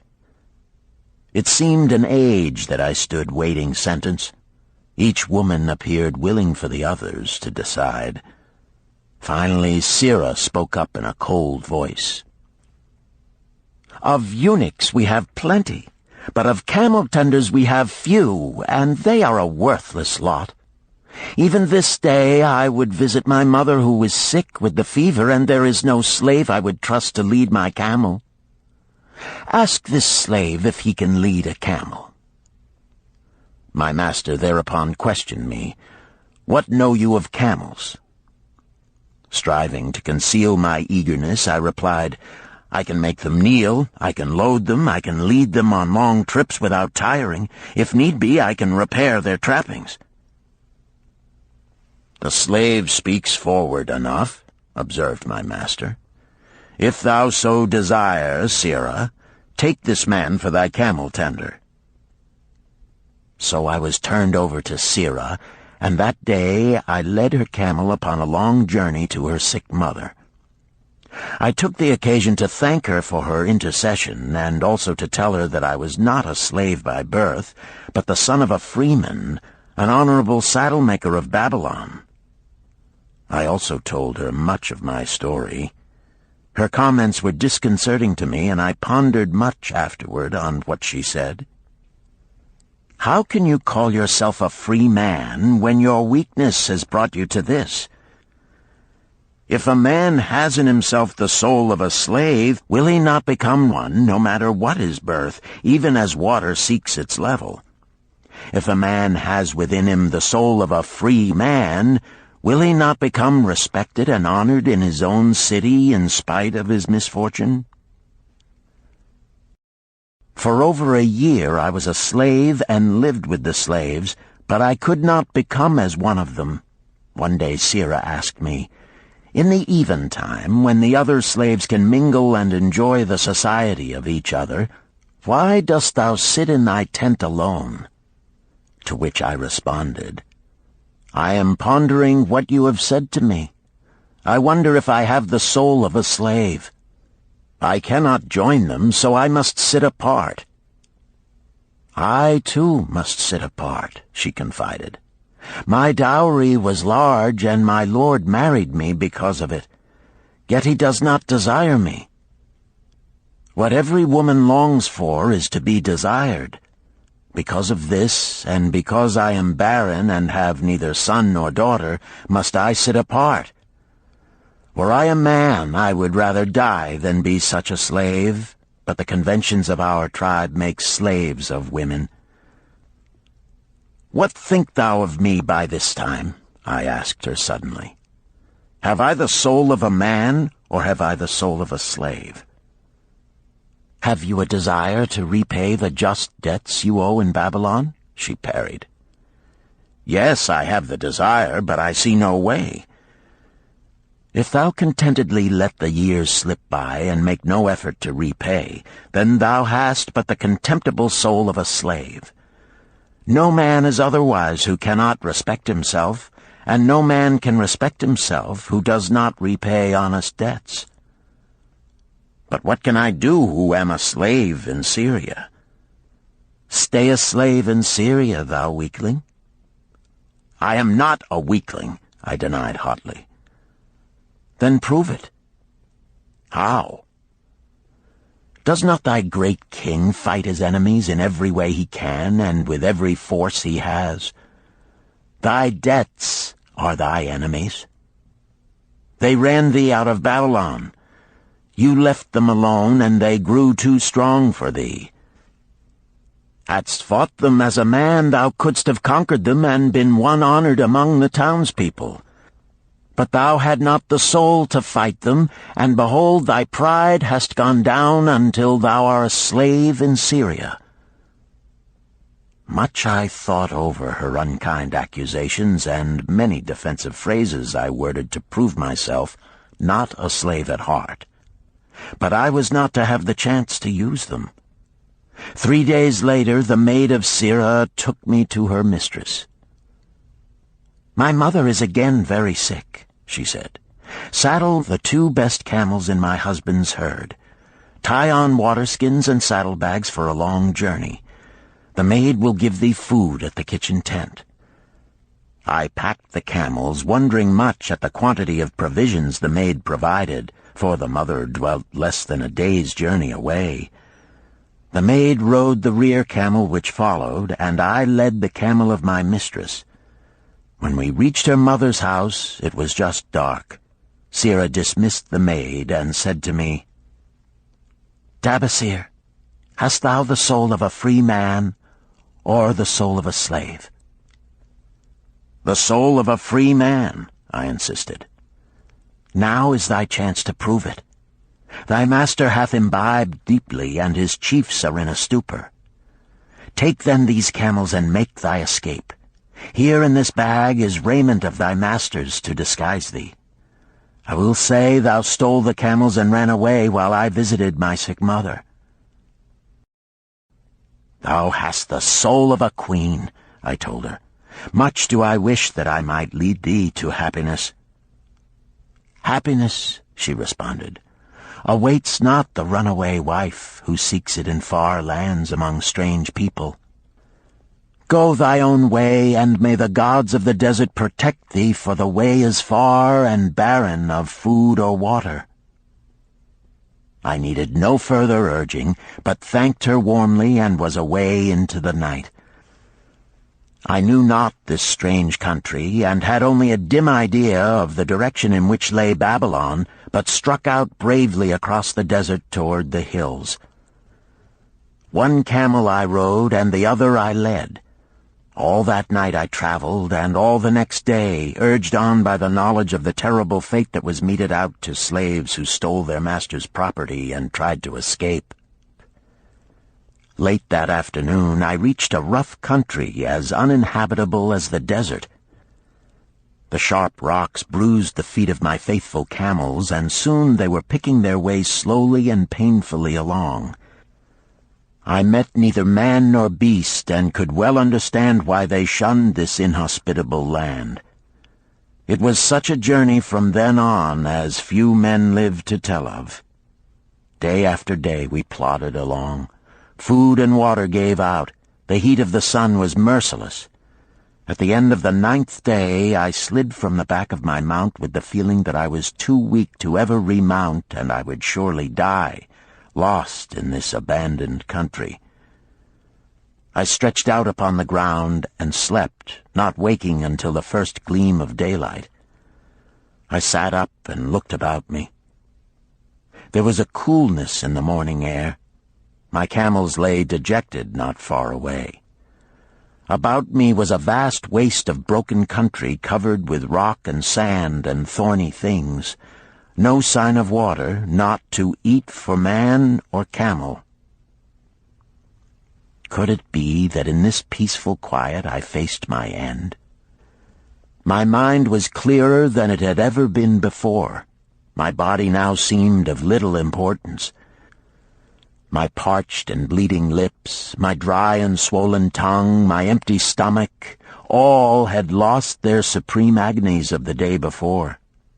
I looked across into the uninviting distance, and once again came to me the question, have I the soul of a slave or the soul of a free man?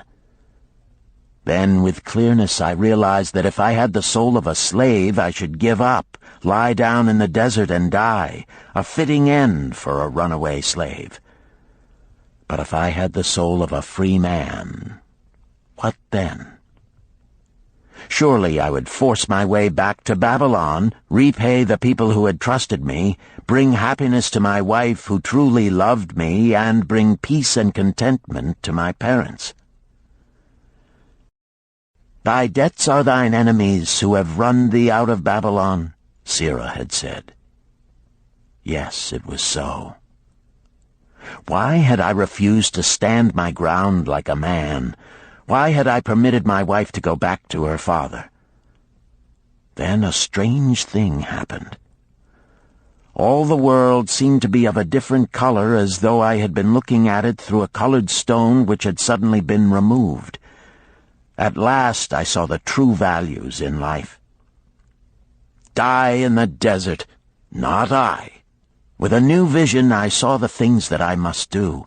First, I would go back to Babylon and face every man to whom I owed an unpaid debt. I should tell them that after years of wandering and misfortune, I had come back to pay my debts as fast as the gods would permit. Next, I should make a home for my wife and become a citizen of whom my parents should be proud. My debts were my enemies, but the men I owed were my friends, for they had trusted me and believed in me. I staggered weakly to my feet. What mattered hunger? What mattered thirst? They were but incidents on the road to Babylon. Within me surged the soul of a free man going back to conquer his enemies and reward his friends. I thrilled with the great resolve. The glazed eyes of my camels brightened at the new note in my husky voice. With great effort, after many attempts, they gained their feet. With pitiful perseverance, they pushed on toward the north, where something within me said we would find Babylon. We found water. We passed into a more fertile country where were grass and fruit.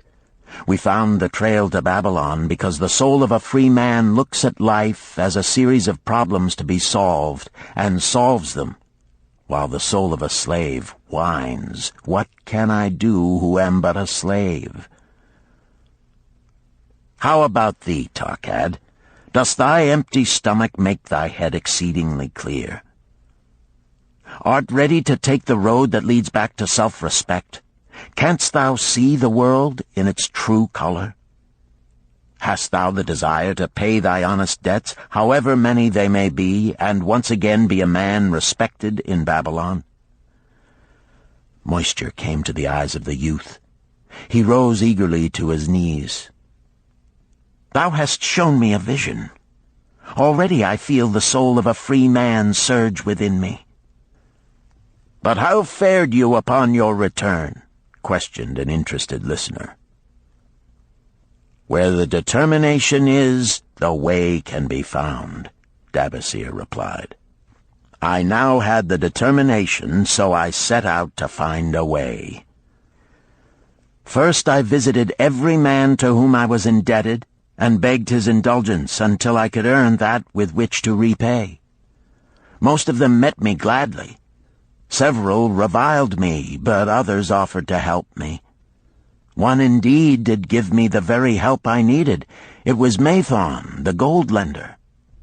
Learning that I had been a camel tender in Syria, he sent me to old Nebator, the camel trader, just commissioned by our good king to purchase many herds of sound camels for the great expedition. With him, my knowledge of camels I put to good use. Gradually, I was able to repay every copper and every piece of silver. Then at last I could hold up my head and feel that I was an honorable man among men. Again Dabasir turned to his food. "Kaskor, thou snail," he called loudly to be heard in the kitchen. "The food is cold. Bring me more meat fresh from the roasting. Bring thou also a very large portion for Arkad, the son of my old friend, who is hungry and shall eat with me." So ended the tale of Dabasir, the camel trader of old Babylon. He found his own soul when he realized a great truth, a truth that had been known and used by wise men long before his time. It has led men of all ages out of difficulties and into success, and it will continue to do so for those who have the wisdom to understand its magic power. It is for any man to use who reads these lines. Where the determination is, the way can be found.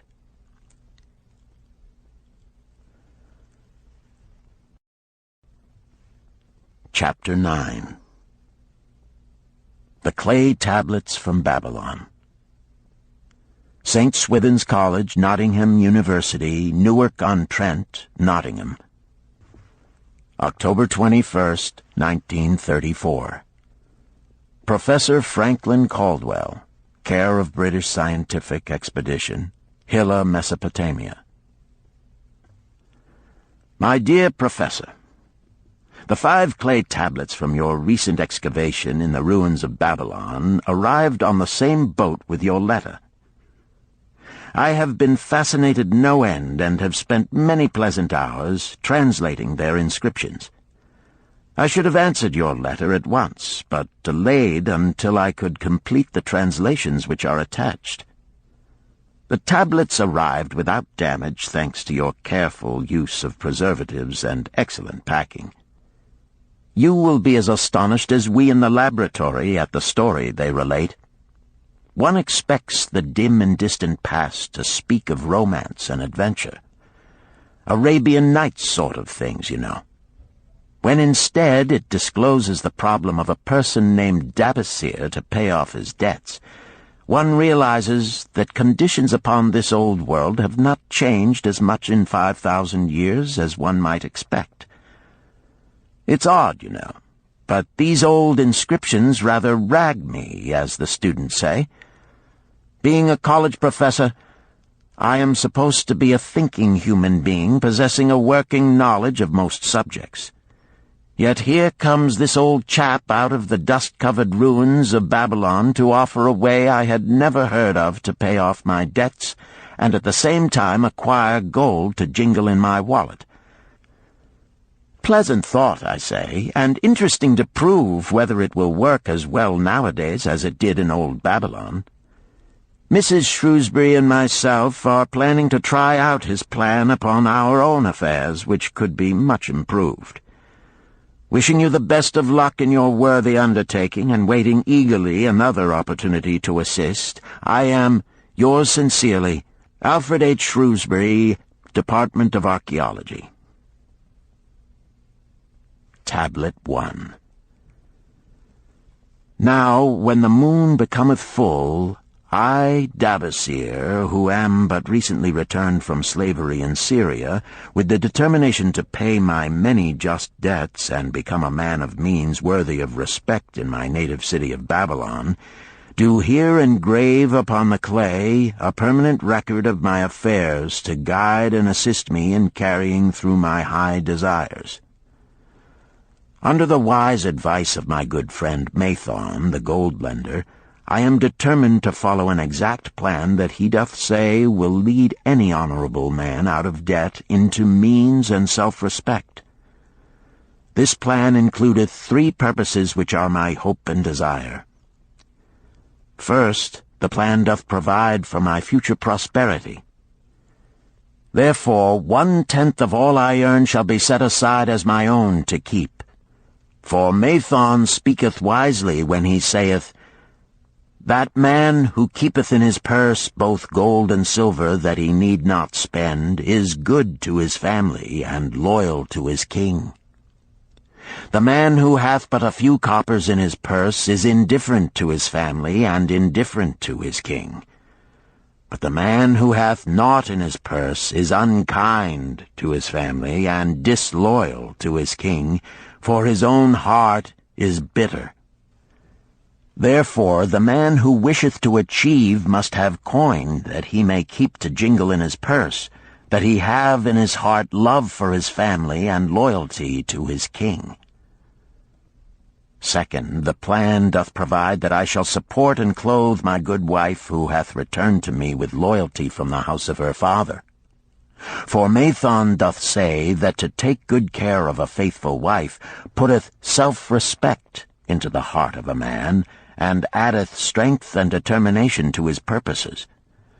Therefore 7/10 of all I earn shall be used to provide a home, clothes to wear, and food to eat, with a bit extra to spend, that our lives be not lacking in pleasure and enjoyment.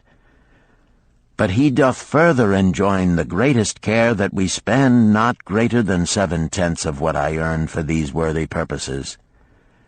Herein lieth the success of the plan. I must live upon this portion, and never use more, nor buy what I may not pay for out of this portion. This ends Disc 3. The Richest Man in Babylon, Disc 4. Tablet 2. Third, the plan doth provide that out of my earnings my debts shall be paid. Therefore each time the moon is full, 2/10 of all I have earned shall be divided honorably and fairly among those who have trusted me and to whom I am indebted. Thus in due time will all my indebtedness be surely paid. Therefore do I here engrave the name of every man to whom I am indebted, and the honest amount of my debt. Faru the cloth-weaver, 2 silver, 6 copper. Sinjar the couch-maker, 1 silver. Amar my friend, 3 silver, 1 copper. Zantkar my friend, 4 silver, 7 copper. Askamir my friend, 1 silver, 3 copper. Haransir the jewel-maker, 6 silver, 2 copper. Diarbekir my father's friend, 4 silver, 1 copper. Alkahad the house-owner, 14 silver. Mathon the gold-lender, 9 silver. Birajik the farmer, 1 silver, 7 copper. From here on, disintegrated, cannot be deciphered. Tablet 3. To these creditors do I owe in total 119 pieces of silver and 141 pieces of copper. Because I did owe these sums and saw no way to repay, in my folly I did permit my wife to return to her father, and didst leave my native city and seek easy wealth elsewhere, only to find disaster and to see myself sold into the degradation of slavery. Now that Mathon doth show me how I can repay my debts in small sums of my earnings, do I realize the great extent of my folly in running away from the results of my extravagances. Therefore have I visited my creditors and explained to them that I have no resources with which to pay except my ability to earn, and that I intend to apply 2/10 of all I earn upon my indebtedness evenly and honestly. This much can I pay, but no more. Therefore, if they be patient, in time my obligations will be paid in full.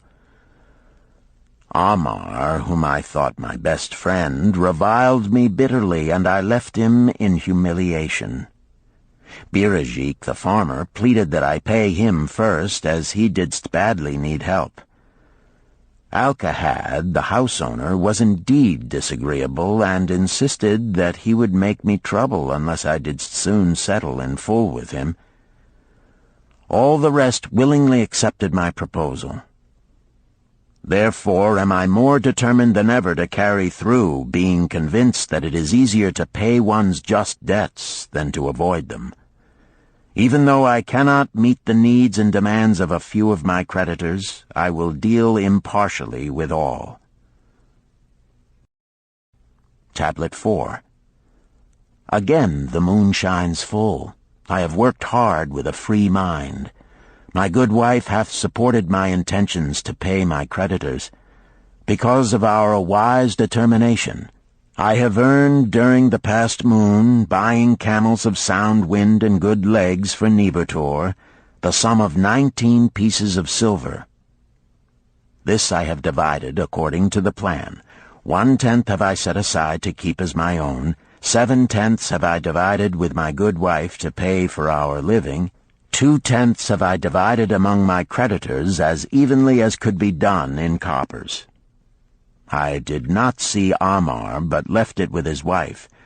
Birajik was so pleased that he would kiss my hand.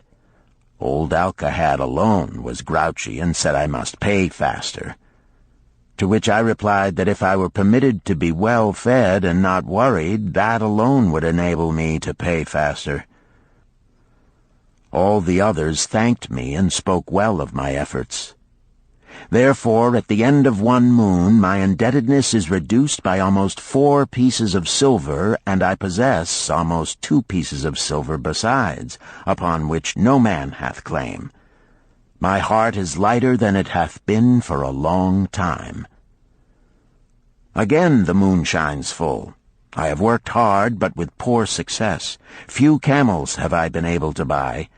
Only 11 pieces of silver have I earned. Nevertheless, my good wife and I have stood by the plan, even though we have bought no new raiment and eaten little but herbs. Again I paid ourselves 1/10 of the 11 pieces, while we lived upon 7/10. I was surprised when Amar commended my payment, even though small. So did Birajik. Arkad flew into a rage, but when told to give back his portion if he did not wish it, he became reconciled. The others, as before, were content. Again the moon shines full, and I am greatly rejoiced. I intercepted a fine herd of camels and bought many sound ones, therefore my earnings were 42 pieces of silver. This moon my wife and myself have bought much-needed sandals and raiment. Also we have dined well on meat and fowl. More than 8 pieces of silver we have paid to our creditors. Even Arkad did not protest. Great is the plan, for it leadeth us out of debt, and giveth us wealth which is ours to keep. 3 times the moon hath been full since I last carved upon this clay. Each time I paid to myself 1/10 of all I earned. Each time my good wife and I have lived upon 7/10, even though at times it was difficult. Each time have I paid to my creditors 2/10. In my purse I now have 21 pieces of silver that are mine. It maketh my head to stand straight upon my shoulders, and maketh me proud to walk among my friends. My wife keepeth well our home, and is becomingly gowned. We are happy to live together. The plan is of untold value. Hath it not made an honorable man of an ex-slave? Tablet 5. Again the moon shines full, and I remember that it is long since I carved upon the clay. 12 moons in truth have come and gone. But this day I will not neglect my record, because upon this day I have paid the last of my debts. This is the day upon which my good wife and my thankful self celebrate with great feasting that our determination hath been achieved. Many things occurred upon my final visit to my creditors that I shall long remember. Amar begged my forgiveness for his unkind words, and said that I was one of all others he most desired for a friend. Old Arkad is not so bad after all, for he said, "Thou wert once a piece of soft clay to be pressed and molded by any hand that touched thee. But now thou art a piece of bronze capable of holding an edge. If thou needst silver or gold at any time, come to me." Nor is he the only one who holdeth me in high regard. Many others speak deferentially to me. My good wife looketh upon me with a light in her eyes that doth make a man have confidence in himself. Yet it is the plan that hath made my success. It hath enabled me to pay all my debts and to jingle both gold and silver in my purse. I do commend it to all who wish to get ahead. For truly, if it will enable an ex-slave to pay his debts and have gold in his purse, will it not aid any man to find independence? Nor am I, myself, finished with it, for I am convinced that if I follow it further, it will make me rich among men. St. Swithin's College, Nottingham University, Newark-on-Trent, Nottingham, November 7th, 1936. Professor Franklin Caldwell, care of British Scientific Expedition, Hilla, Mesopotamia. My dear Professor, if in your further digging into those ruins of Babylon you encounter the ghost of a former resident, an old camel-trader named Dabasir, do me a favor. Tell him that his scribbling upon those clay tablets so long ago has earned for him the lifelong gratitude of a couple of college folks back here in England. You will possibly remember my writing a year ago that Mrs. Shrewsbury and myself intended to try his plan for getting out of debt and at the same time having gold to jingle. You may have guessed, even though we tried to keep it from our friends, our desperate straits. We were frightfully humiliated for years by a lot of old debts, and worried sick for fear some of the tradespeople might start a scandal that would force me out of the college. We paid and paid, every shilling we could squeeze out of income, but it was hardly enough to hold things even. Besides, we were forced to do all our buying where we could get further credit regardless of higher costs. It developed into one of those vicious circles that grow worse instead of better. Our struggles were getting hopeless. We could not move to less costly rooms because we owed the landlord. There did not appear to be anything we could do to improve our situation. Then here comes your acquaintance, the old camel-trader from Babylon, with a plan to do just what we wished to accomplish. He jolly well stirred us up to follow his system. We made a list of all our debts, and I took it around and showed it to every one we owed. I explained how it was simply impossible for me to ever repay them the way things were going along. They could readily see this themselves from the figures.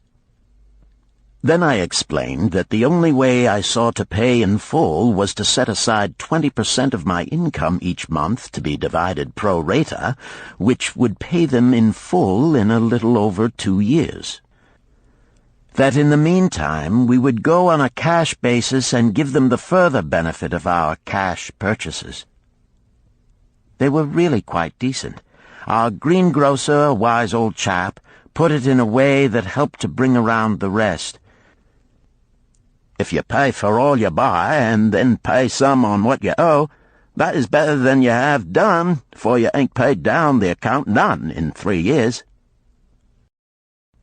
Finally, I secured all their names to an agreement binding them not to molest us as long as the 20% of income was paid regularly. Then we began scheming on how to live upon 70%. We were determined to keep that extra 10% to jingle. The thought of silver and possibly gold was most alluring. It was like having an adventure to make the change. We enjoyed figuring this way and that to live comfortably upon that remaining 70%. We started with rent and managed to secure a fair reduction.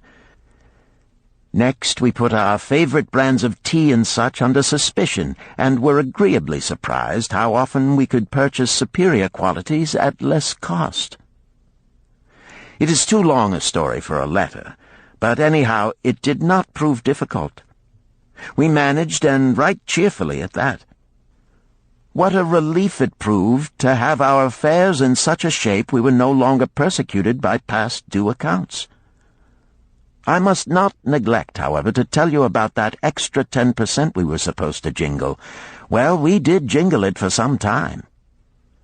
Now, don't laugh too soon. You see, that is the sporty part.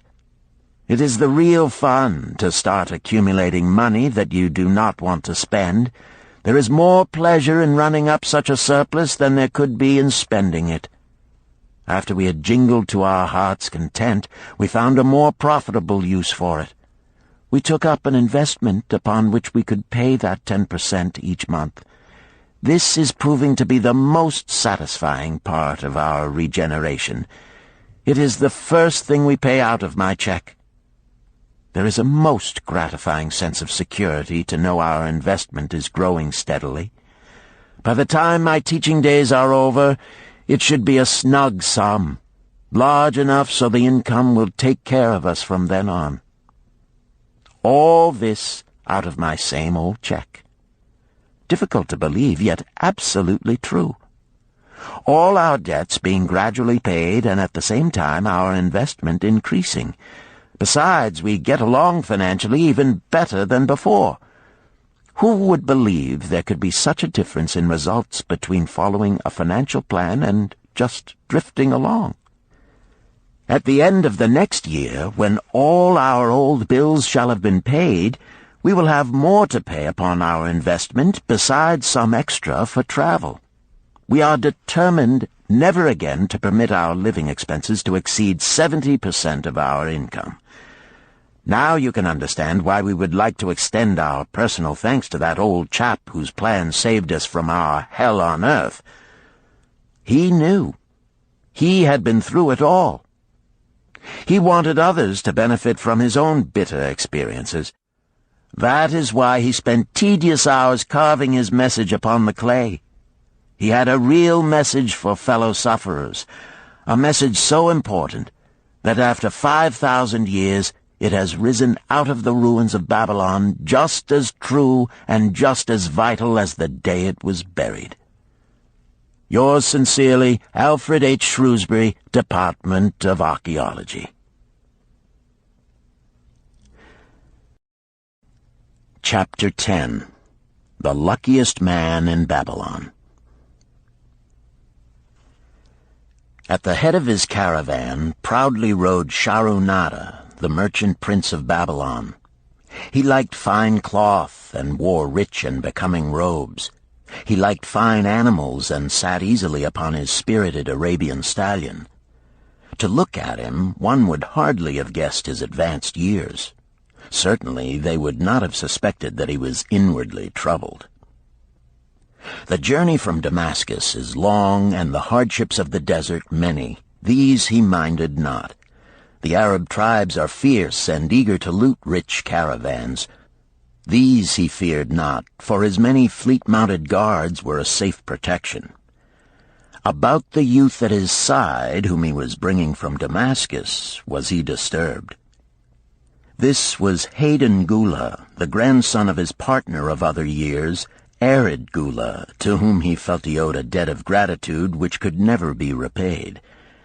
He would like to do something for this grandson, but the more he considered this, the more difficult it seemed because of the youth himself. Eyeing the young man's rings and earrings, he thought to himself, "He thinks jewels are for men. Still, he has his grandfather's strong face. But his grandfather wore no such gaudy robes. Yet I sought him to come, hoping I might help him get a start for himself and get away from the wreck his father has made of their inheritance." Hayden Gula broke in upon his thoughts. "Why dost thou work so hard, riding always with thy caravan upon its long journeys? Dost thou never take time to enjoy life?" Shahrunada smiled. "To enjoy life?" he repeated. "What wouldst thou do to enjoy life if thou wert Shahrunada?" "If I had wealth equal to thine, I would live like a prince. Never across the hot desert would I ride. I would spend the shekels as fast as they came to my purse. I would wear the richest of robes and the rarest of jewels. That would be a life to my liking, a life worth living." Both men laughed. "Thy grandfather wore no jewels," Shahrunada spoke before he thought, then continued jokingly, "Wouldst thou leave no time for work?" "Work was made for slaves," Hayden